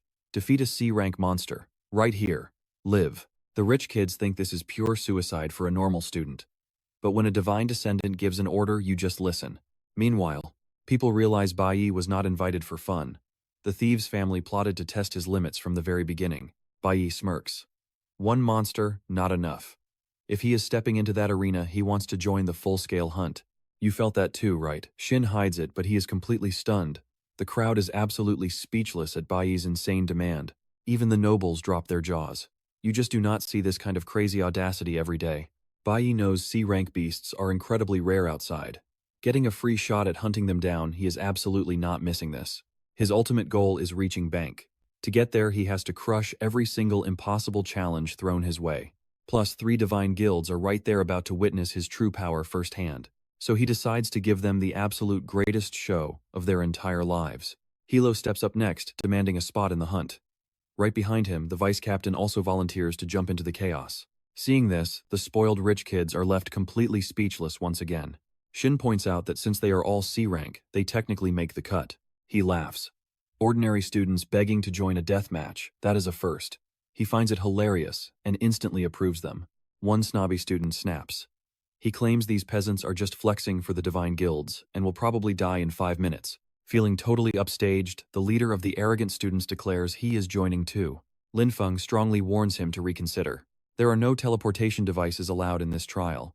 If things go south, absolutely nobody is coming to save him. Swallowing his fear, the leader refuses to look weak. He locks in his choice and officially enters the brutal competition. His logic, even if he loses, he will definitely perform way better than a bunch of nobody commoners. Boom. 8 new names added to the roster. 5 from the private academy, plus 3 heavy hitters from the Jiang Kingdom. Up in the VIP section, the nobles think things just got incredibly spicy. The Jin family grandson asks the twins who they are betting on. Both brothers slam down 1 million on the private academy elites. They swear true nobles could never lose to bottom-tier trash. But Shin Thieves speaks up betting on Bayi. The twins ask if he is serious. I know what you are thinking. They assume Shin is burning cash on a loser. Meanwhile, the Jin grandson debates his own wager. Suddenly, Lin Feng realizes a massive mistake. He forgot to tell the rookies that the Black Forest Center is strictly a death zone. He brushes it off though. No way these kids actually make it that deep anyway, right? The hunters scatter across the massive field. Hovering drones capture every single brutal moment live. Barely 5 steps and the spoiled rich girl is already shaking like a leaf. She cries about this insane danger. But their leader barks at them to chill out, reminding the squad they have hunted monsters before. This is no different. A C-rank beast is basically just a standard dungeon boss in terms of raw power. He firmly believes that if they stick together and jump it, their odds of survival skyrocket. Plus, it is the perfect chance to crush those arrogant commoners once and for all. Deep in the woods, our MC pushes forward. But then a weird chill hits him. His heart starts pounding like crazy out of nowhere. Something is wrong. Hilo asks if he is okay. Bayi nods yes, keeping his massive dread a secret. The vice captain chimes in, insisting they need to fight this as a tight unit. So what do you and I make of this? Ever since Bayi rejected the school guild, their leader has been sweating bullets. Let's dive right in. The vice captain was super eager to team up with Bayi. Honestly, stick with me here. She knew they had absolutely nothing to lose by joining forces. Meanwhile, a hidden monster ambushed the other group of students. Calivan, the spoiled leader, completely freaked out. The monster was reading their movements like a book. His squad was totally defenseless. But out of nowhere, one member rushed in with a sword, slicing right into the creature. Right after that, the mage launched an ice attack. Blasting the beast backward, frozen solid the monster was a sitting duck. The archer drew her bow completely locked on. As her arrow flew, the rest swarmed in for close combat, unleashing absolutely everything they had. The leader hurled a massive fireball, positive the enemy was trapped with 0 escape routes. Boom! The fireball hit, blasting the monster into a million pieces. Kivin hyped up their first win, bragging about their elite squad's true potential. The whole team went wild, even though all the points went straight to their leader. Kivin loudly promised to wipe out every single monster with his squad backing him up, leaving them on rear guard duty. But suddenly the mage spotted something crazy. Now, pay attention here. The main group just crushed 10 monsters to take the lead. Their mage was stunned. They had only killed one single beast, while the MC's crew was already miles ahead in points. Even their leader was stressing out about catching up. The nobles, yeah, they were sweating too. Those twins who bet on the 5-man squad, they were already calling them a useless joke. Struggling against simple commoners made 0 sense to them. They just assumed these rookies got super lucky. By pure chance, the prince had blindly picked the 3rd-place competitor. But Shin Thieves claimed luck had nothing to do with it. Never underestimate the bugs. Meanwhile, the big guy hadn't even placed a bet yet. He complained that this hunt felt way too easy. If things stayed this boring, where was the actual fun? So Shin Thieves smirked and asked what crazy idea the guy had planned. The Jin family's grandson arrogantly fired back, betting entirely on himself, since he was joining the hunt too. But get this, he was sending his attack dog in instead. No way he'd dirty his own hands. A twin quickly pointed out that the dog was a divinely blessed beast. By rule, only fighters below rank B could even join. But the big guy laughed, claiming the Divine Guild controlled the rules anyway. You saw that coming, right? He actually wanted to unleash the imprisoned high-level monsters on everyone. If his dog lost first place, he'd be totally dead. Naturally, those boss-level monsters showed up incredibly fast. The first squad to encounter them froze in terror. Nobody saw this insane difficulty spike coming. One competitor instantly tapped out, begging for an exit. But just as warned earlier, absolutely no rescues happen inside these hunting grounds. One by one, terrified participants got brutally eliminated. Everyone knew the life or death risks. Outside, the panic was real, especially for Professor Huang, who was seriously stressed out over our boy. But unlike her, the nobles didn't care at all. To them, this was premium entertainment. The twins clapped, hyped that things were finally getting truly violent. Then they eagerly asked Thieves if he had any monsters left. The prince stayed ice cold, just watching. Meanwhile, Healy was throwing down against a massive stone beast. She used pure speed to dodge its heavy strikes. While she drew its aggro, our guy seized the opening, launching a massive kick to shove it back. But this tank wasn't done yet. Even so, its movement slowed way down. That was the vice captain's debuff ability kicking in. Spotting the opening, our boy rushed in again, destroying the stone beast once and for all. Hila realized this was the 3rd time Bayi totally saved her. Sure, they were a team, but Bayi was clearly running this show. Plus, he was barely even trying, only using one class. She figured he was holding his true power back from all the watching eyes. As for our overpowered main guy, he was blown away by his crazy fast leveling. At this insane pace, hitting that glorious rank B was practically guaranteed. But wait, he had to be careful. Exposing his true stats on camera was bad, so he needed to move entirely unwatched. Trust me, you'll want to see what happens next.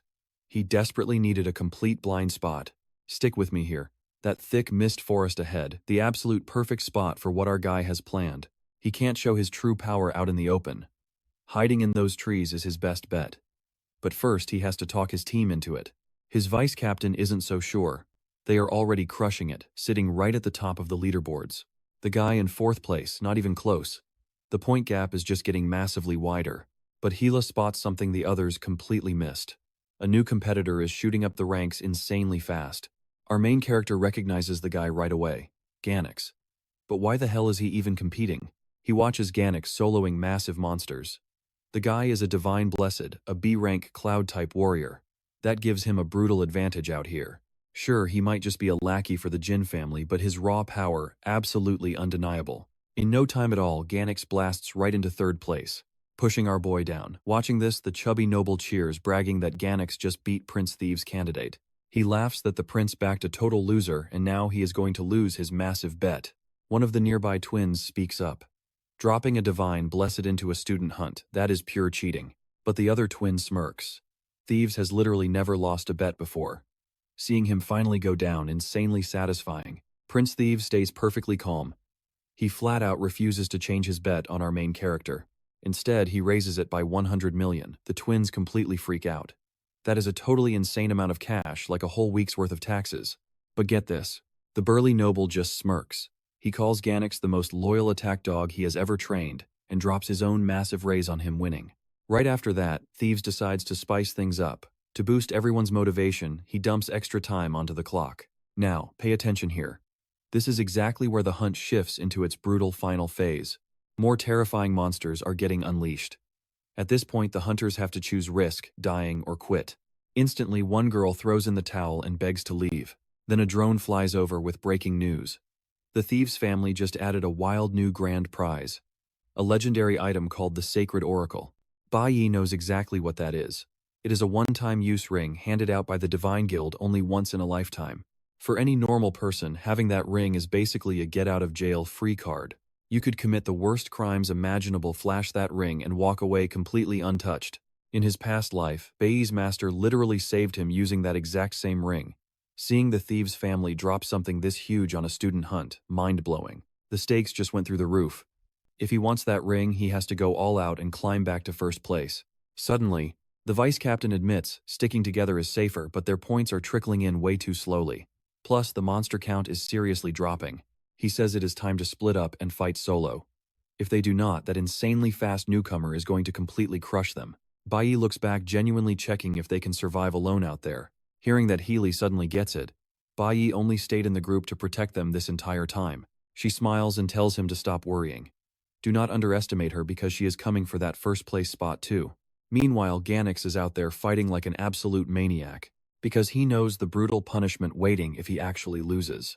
I know what you are thinking. Game over for our guy, right? Up in the VIP box, Ganix's master certainly thinks so. He brags his attack dog is unstoppable, laughing that Bayi's teammates just ditched him. But right after that, Bayi stares dead into a camera drone, and the feed cuts to black. Prince Thieves blinks, totally confused. Nobody saw that bold move coming at all. But then Thieves smiles. He realizes Bayi is finally about to unleash his true, terrifying power in secret. The prince watched Bayi's last known path. The kid was heading straight into the deep, dark center of the forest. A lethal dead zone everyone else totally avoids. Bayi just keeps walking, remembering his old master's words. The most massive beasts always hide in the deep dark. To get the best experience points, you have to kick down the enemy's front door. Now that he is off camera, Bayi cracks his knuckles. Time to go completely wild and max out his level. Back outside the dropout, students are staring at the blank monitor. So what do you and I take from this? Never panic too early. The students and Professor Hang are totally freaking out, convinced Bayi is in lethal danger. Stick with me, let's see why everyone is staring at Bayi's score. 30 points instantly. Just like that, he shoots straight up to second place. At this insane speed, taking the #1 spot is practically guaranteed. Seeing those numbers, the chubby guy completely loses his mind. He cannot believe his minion got beaten so fast, swearing it has to be a glitch.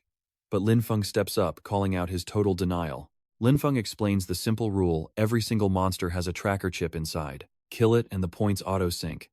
Furious, the chubby noble splashes a drink right in Linfeng's face, yelling that he already knows the rules. He barks that even if Linfeng is a blessed one, He has zero right to interrupt a high-ranking noble. Meanwhile, Thieves just laughs, calling out the noble for being terrified of losing. He actually finds Bayi much more entertaining than he originally thought. Back in the arena, Heli watches Bayi crush the competition solo exactly as she guessed. Knowing he is still holding back, she refuses to let him outpace her. Right then, the vice captain spots Bayi's insane growth rate, totally baffled by how anyone could rank up this fast. He figures Bayi was sandbagging his team the whole time, waiting for the perfect moment to flex his real power for the Divine Guild.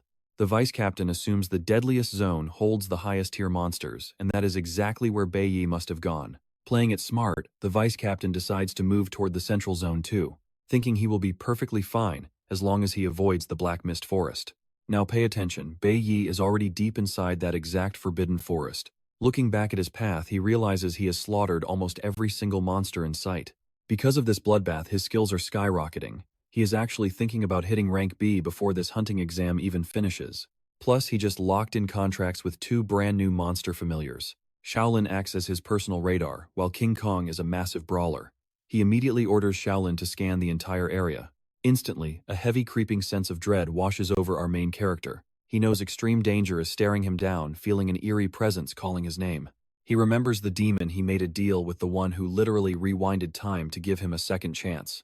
But miracles are not free. That demon made it crystal clear when the time was right Bayi would have to pay up. Snapping back to reality, he realizes it is finally time to settle that dark debt. Meanwhile, Professor Hang checks the leaderboard and spots Bayi sitting right at number 1. She is stunned that 3 of the top 4 are her students. The other spectators are just as mind-blown by this. Suddenly, Bayi's camera feed cuts to black, totally blinding the audience. The crowd starts guessing that he pushed straight into the central zone, the absolute deadliest sector of the entire map. This map has 3 layers: the safe outer ring, the central combat zone, and the nightmarish core called the Black Mist Forest. Most rookies just hide in the basic zone, farming weak mobs for low points. But the elite rankers, they dive straight into the central area, racking up massive scores by taking real risks. So if Bayi is dominating them all, he must have gone even deeper into the absolute center. You and I both know that Forbidden Area is literally cursed right, pure madness. Bayi is off-grid, but the vice captain's feed is live, showing him enter the Forbidden Forest. Right then, the vice captain notices he accidentally stumbled straight into the Forbidden Forest. He only wanted to farm the central area, but could not find a single monster there. He suddenly spots Bayi wandering around the same creepy environment, wondering if this kid is totally clueless about the danger. But then a dark thought hits him. If Bayi mysteriously dies out here, the guild's attention will finally shift to guys like him. While the vice captain stands there hesitating, Bayi pushes even deeper into the black mist. But spotting his own carved mark on a tree, he realizes he is lost. Even though he walked in a perfect line, he ended up right back where he started. He figures he must be trapped inside an illusion labyrinth. Seeing older marks, he realizes other people got trapped here too. Some ancient spell is turning this deadly forest into a literal cage. So what do you and I take from this? Someone powerful cursed this forest, and frankly Bayi is just getting more curious. Let's dive right in while his rival steals first place. Helila notices Bayi's score is completely frozen. The vice leader shows up. Hila immediately demands to know if he found Bayi. He admits he tracked him to the central zone, watching the guy walk straight into the deep woods. Did Bayi accidentally wander right into the cursed Black Mist Forest? Suddenly his tracker dies. He completely vanishes from the entire system. Panic erupts among the students. He is completely wiped from the leaderboards. Huang fears the absolute worst, praying to the gods that she is just overreacting. Meanwhile, deep inside the deadly black mist, Bayi shuts his eyes tight to block out the illusions.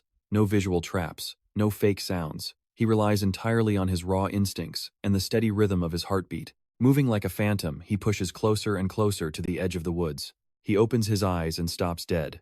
A massive abyss drops off right in front of him. This was not in the center of the Forbidden Forest in his past life. No records mention this at all. Still, he figures the Celestial City has to be hiding some crazy secret down in that massive pit. So teaming up with his ally, he dives right in to investigate the dark depths. Now watch this closely. Bayi hits the bottom, but the scene is baffling. It looks exactly like the brutal aftermath of an ancient earth-shattering war. Out of nowhere, pure shock. A terrifying spirit materializes right in the zone. And it is not just any spirit, it is a boss summoning a whole undead army. It roars, demanding to know who invaded its turf.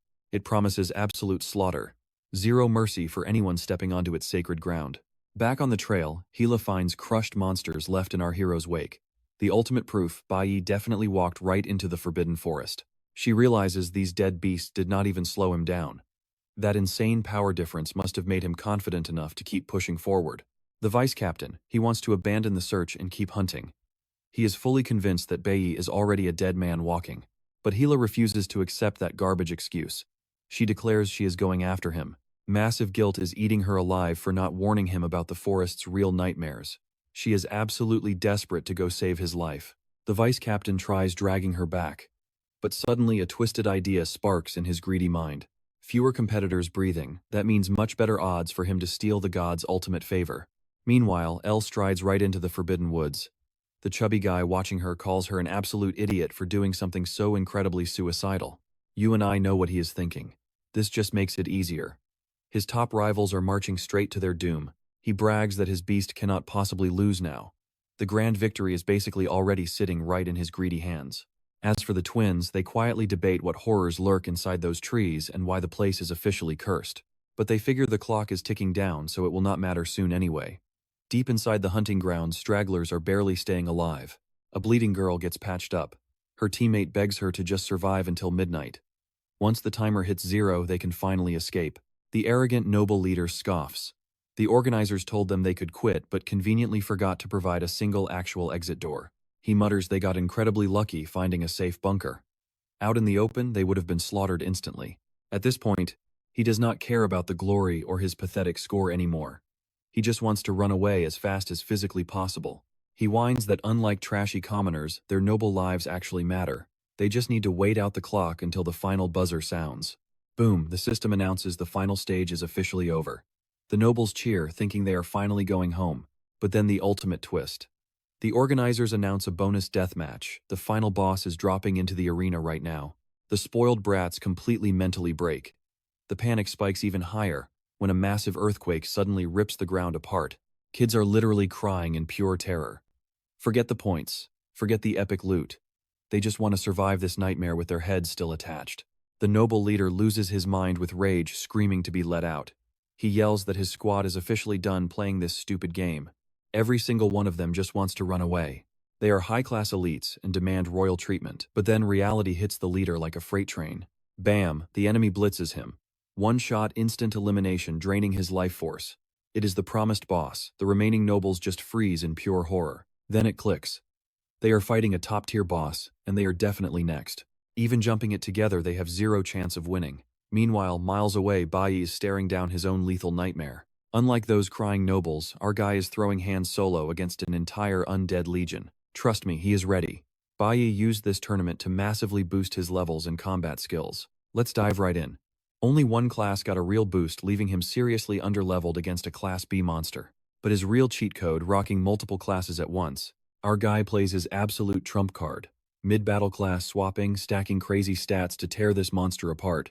Still, the enemy is just built different. Even spamming multiple classes, Bayi is getting pushed back by this absolute powerhouse. Quitting, not an option.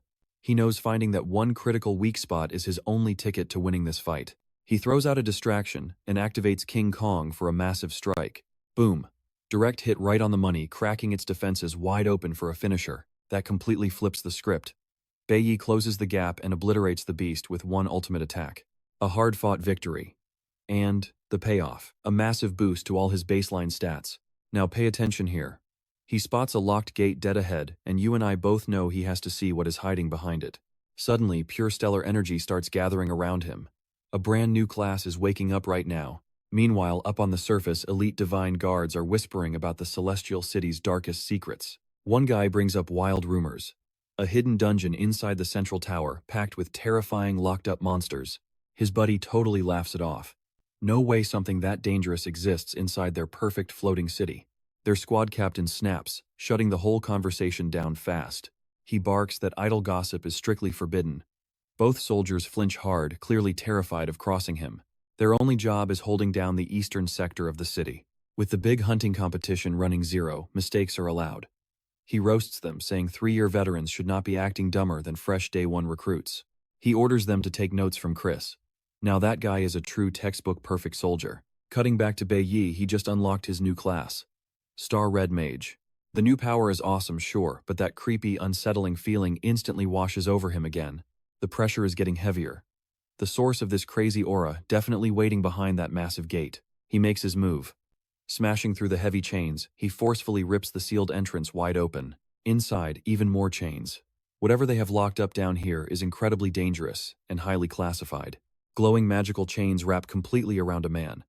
Heavy enchanted locks guarantee absolutely zero chance of escape. The prisoner looks up smirking. He asks if they sent some random kid just to mock him. Bayi ignores the taunt and asks, "Are you Samuel?" The prisoner freezes stunned that he knows that name. Bayi casually says he is here for a rescue. Samuel is literally speechless. But then slam, the heavy door locks entirely on its own. A cold chill hits Bayi's spine. He is trapped completely. I know what you are thinking. A trap, yep. A dark aura explodes and that warrior lord instantly respawns. Bayi is totally thrown off. He already killed this guy just a minute ago. Worse, 2 more boss-level enemies drop in, straight up tripling the difficulty. Bayi is shocked. How did they just spawn out of thin air? No time to think though. The squad of enemies rushes him, instantly swinging for the kill. One roars out loud. Trespassers in their territory get a fast death sentence. Things just went from bad to extremely deadly. Meanwhile, Samuel just starts laughing his head off. He points out the obvious. Bayi fought hard to get here, but just managed to pull the aggro of every guard in the dungeon. Annoyed, Bayi asks what is needed to free him. Samuel scoffs. You do not have the key, so how will you save me? Bayi had zero clue a key was even needed. Yeah, that is definitely not great news. But then he spots it. One enemy is holding a sword shaped perfectly like the lock. That has to be it. But getting it means taking down the elite guard holding it. Exactly what he was trying to avoid today. Samuel laughs. The kid catches on fast. But thinking he can actually save him, that is just pure arrogance. Seriously, how can a guy who is barely staying alive expect to carry someone else out of here? Bayi smirks. The divine race banning rank B elites from this specific hunting zone was not just some random coincidence at all. Their real plan was simply to keep this entire chamber buried. So what do you and I make of this? A massive cover-up, and we are caught right in the middle. Stick with me. The prisoner actually thinks Bayi has already accepted his dark, twisted fate, but Bayi just smirks. Giving up is absolutely not an option. He offers a crazy bet. If Bayi breaks him out, Demon King Samuel must obey him forever. He asks if the king accepts those wild terms. Samuel is stunned. Despite facing pure nightmare fuel, Bayi shows zero fear. The Demon King agrees.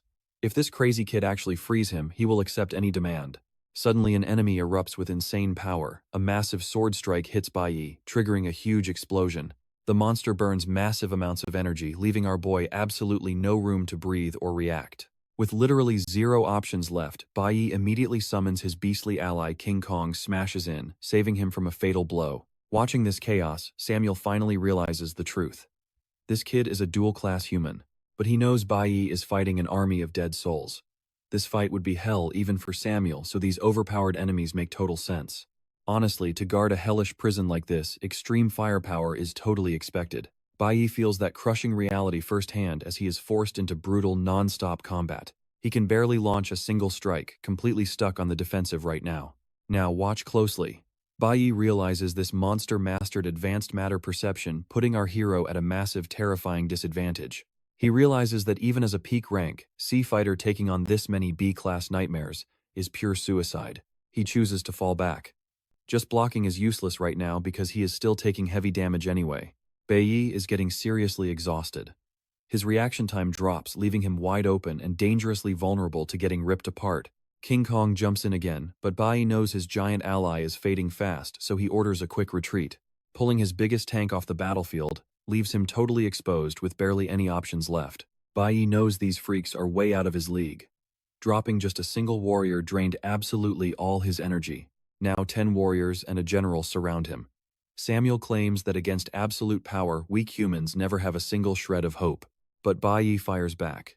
This isn't just a simple deathmatch. In the end, the guy with the smartest strategy is the one walking out alive.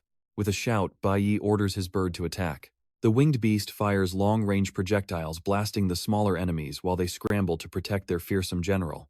Bayi launches another command. While the bird locks down the foot soldiers, he charges straight toward the massive general. Closing in fast, he unleashes a brutal ice strike. Right then, Bayi spots a split second of hesitation. He realizes the general is completely focused on breaking free from the freezing ice. You probably think he goes for the kill, right? Think again. He holds back his attack. Instead, he gambles everything on a disarm, snatching the general's sword. Panic hits the general as he desperately tries taking it back, but Bayi easily shifts the sword the actual key away before the monster can react. Now for the real master plan, Bayi throws the key toward the lock and summons King Kong, commanding the giant to unlock the cell. But disaster strikes. The massive general is way faster than the beast, snatching the crucial key right back out of the air. Bayi watches in absolute shock as his genius plan crumbles. Worse, the enraged general launches another lethal strike at King Kong. This time King Kong can't block it. The heavy blow violently eliminates the summon right there. With one less target, the general boldly declares that the greatest despair is rising from the abyss. Watching his massive beast shatter, Bayi feels completely powerless. His best ally is gone for good. Samuel mocks him, saying Bayi underestimated these monsters and paid in blood. These undead are completely different from any random beasts he fought before. These are the ancient restless souls of the Demon King's own servants. They used to be Samuel's loyal army, but now they serve as the ultimate prison guard system.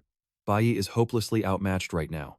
He desperately tries surviving the only way he can, furiously dodging their relentless attacks. It's basically his only choice left, since attacking them now is just a massive waste of energy.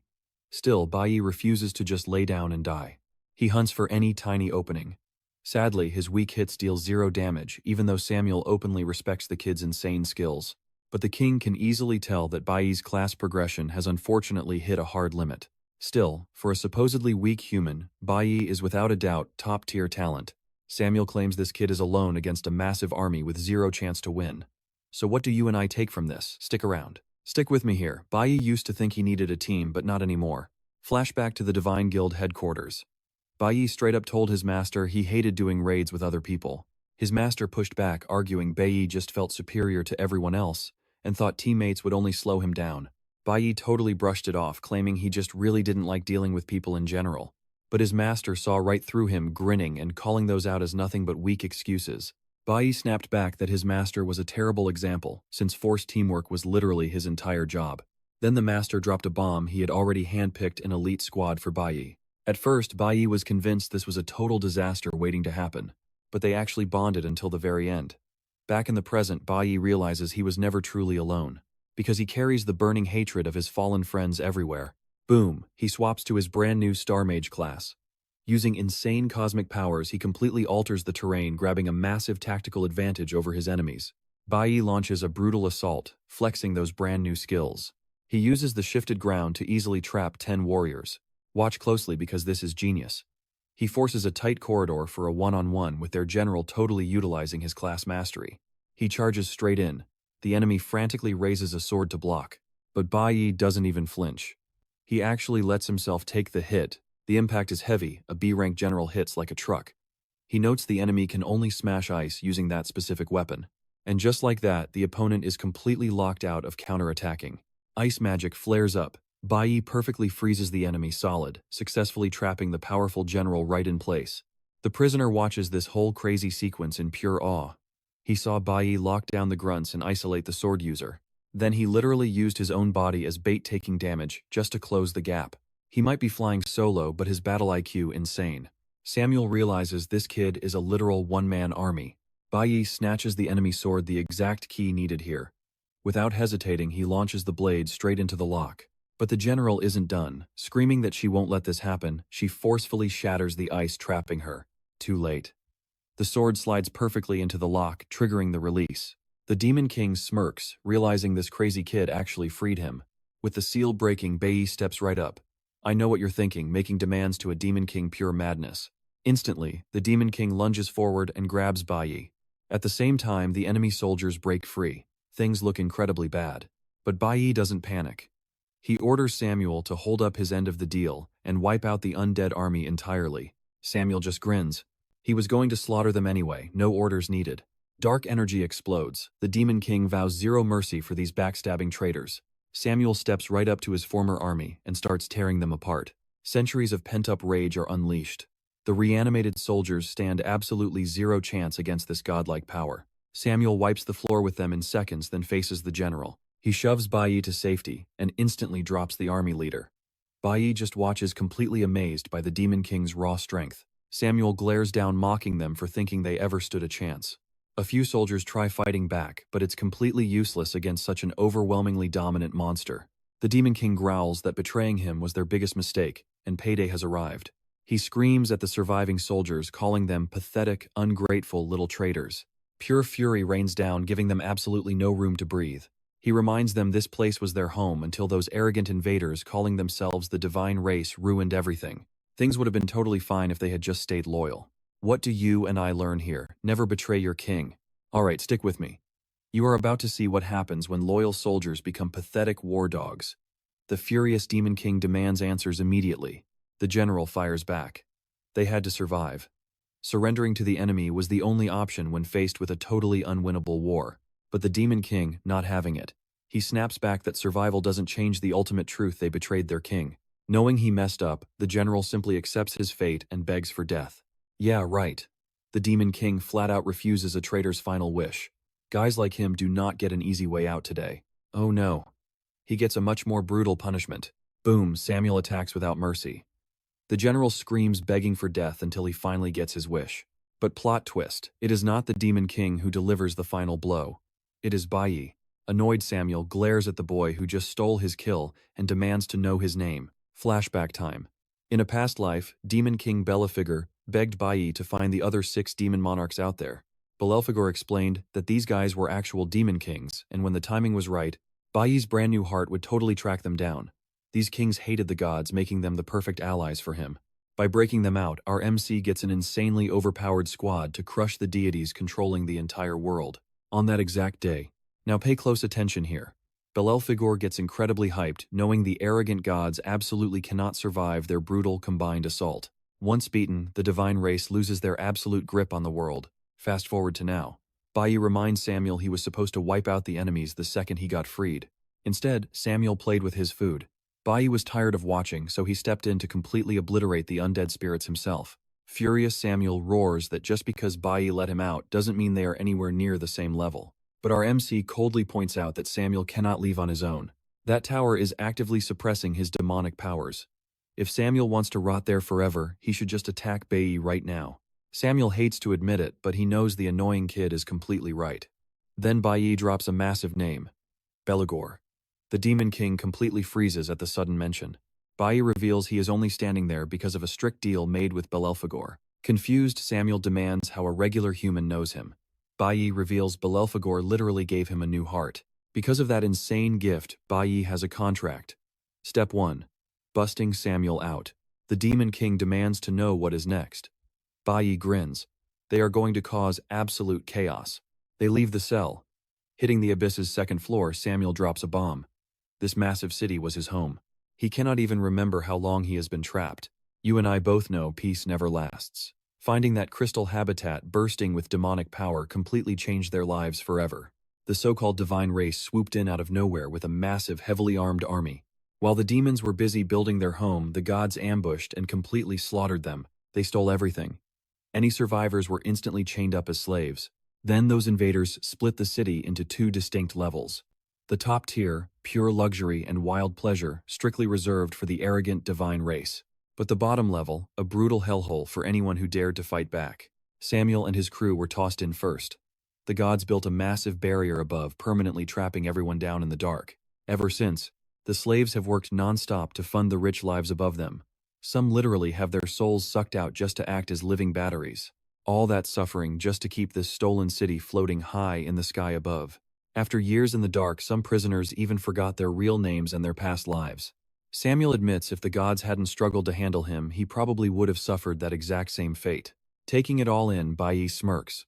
This floating city perfectly represents how messed up this world is. The elite sit comfortably up high, watching and completely enslaving everyone beneath their fancy boots. True justice doesn't exist. But hey, if all their energy sits underground, tearing it down just got a whole lot easier. He orders Samuel to free the slaves. Trust me, we are watching this furnace burn. Alright, stick with me here. Bayi is heading topside to shatter that demon prison. But Samuel calls him out, claiming the kid is way too weak for that magic barrier. I mean, not even the actual Demon King has that kind of raw power. Our main character just smirks. He is not doing this alone. He set up his entire master plan before entering. Bayi casually admits that stepping in here meant he was already plotting to break the Demon King out. And yeah, that is exactly what is going down today. The goal, completely obliterate the main city tower. That creates a massive breach, letting these demons finally march back into their ancient homeland. Meanwhile, back at the hunting mission, those elite spoiled students are getting absolutely wrecked by the final boss, watching their leader drop dead as the first victim leaves them shaking in pure terror. One guy steps up desperately trying to rally the squad, screaming that teamwork is their only shot at surviving this nightmare. But another kid immediately snaps back, saying fighting together is completely useless here. Being highborn, this rich kid thinks his actual job is barking orders, not getting his own hands dirty in a real fight. He deeply regrets taking this deadly mission, whining that he never expected it to be a bloodbath, because clearly this thing is no normal monster. So he refuses to just stand around waiting to die. He is definitely not risking his life in this rigged tournament for pocket change. Furious, the guy who tried leading the group fires back. He is not risking everything for some stupid pocket change. Now watch closely, because this is where it gets crazy. He was actually forced here. A flashback reveals the Divine Guild raiding his house right before the tournament started. They coldly informed him that his wife was drafted into this brutal hunting competition. Desperate, he begged them, explaining she literally just gave birth and was still nursing. He offered his own life instead. But that corrupt guild member threatened him, calling refusal a massive sin, and basically asked if his entire family wanted to die today. Snap back to the present. This angry young dad screams the brutal truth. This hunting competition just a twisted massacre staged by the divine race for pure entertainment. He finally realizes they are all just disposable toys for the gods. Up in the luxury skybox, the fat elite just laughs at them, mocking how utterly hilarious they look when consumed by pure panic. Those creepy twins totally agree, hoping the boss slaughters all the weak links. To them, this bloodbath is easily the greatest hunting mission they have ever watched. Down in the dirt, a woman is frantically scrambling to hide from this beast, absolutely crushed by intense dread. Turns out, that is the young guy's wife.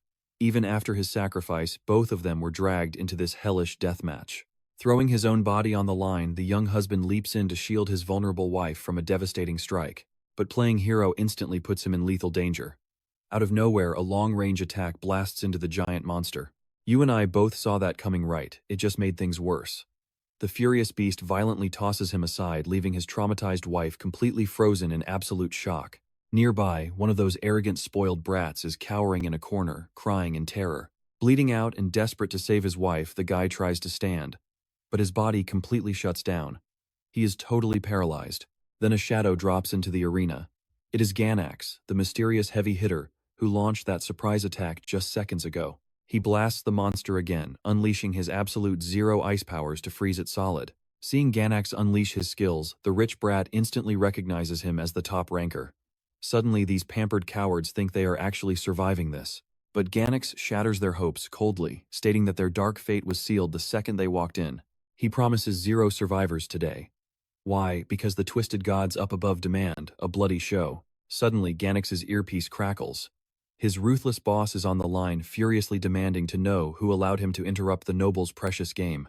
Up in the luxury lounge, one twin whines loudly. Thanks to the Jin family's lapdog, their sadistic little comedy show got totally ruined. But the fat noble smirks, revealing a sick new idea. He asks the room if they are ready for some next-level brutal entertainment. Over the comms, he orders Ganax to stand down immediately. His twisted punishment, he orders Ganax to execute the helpless wife, right in front of everyone. Back with our main character, he lays out his whole endgame. Hearing this, Samuel grins, admitting that Bella Figure's chosen champion is actually super interesting. He remembers promising the kid a special reward which is still unfulfilled, so Samuel decides to act first. He is handing over the ultimate upgrade in advance, a little thank you gift for breaking him out. The Demon King explains that this kid's heart can literally absorb any elemental force ever created. Without hesitation, he blasts decades of his own dark accumulated power straight into the protagonist. Our guy feels the massive surge instantly. Boom! A brand new class unlocked, and he is now crackling with insane, unstoppable lightning powers. Samuel hands him an infinite storage ring. And trust me, you and I definitely want to see what happens next. Let's dive in. This ring, it's basically a magical panic button. If he shouts into it, Samuel instantly knows his location. It does not matter where he hides. Samuel will hear that call for help and track him down in an absolute flash. Samuel drops a secret. He goes by Lu Yun, now completely ditching his old name. A dark past forced the name change. He only shares this identity with a tiny handful of people he actually trusts. Our main character promises to keep his mouth shut. But looking around, he realizes the clock is ticking down fast. He tells the Demon King his plan. As soon as that barrier shatters, Lu Yun needs to evacuate everyone out of there instantly. With that set, our guy summons his massive bird, getting ready to take off. Lu Yun promises a massive victory feast the next time they cross paths. The hero just nods, launching into the sky. They are both totally locked in. Time to flip this twisted playground of the gods completely upside down. Meanwhile, back at the hunting ground, the young man is desperately begging Ganix to save his wife's life. But Ganix's boss is screaming in his ear, ordering him to abandon them. Ganix, he just rips out the ear communicator and crushes it. Absolute defiance. He yells at everyone to run for their lives. He is staying behind to buy them some precious time. Watching this betrayal, that chubby noble absolutely loses his mind. Even the creepy twins cannot believe Ganix just rebelled. Furious, the chubby noble swears he is going to put down his disobedient dog the second they cross paths again. Then one of the twins spots something completely insane. Bayi's name just popped back onto the ranking board. He is still alive. Speak of the devil. Bayi steps right out of the dark forest shadows. He knew the truth all along. This entire deadly competition. Just a sick reality show for those rich nobles. Demons awakened, fighters did not matter. Every single person down there was just a disposable pawn playing a rigged game. Watch closely because the tables are turning. He found a loophole to drag those smug nobles right into the slaughter. Bayi realizes this entire world is a maze. With those gods pulling the strings above, you are literally set up to fail.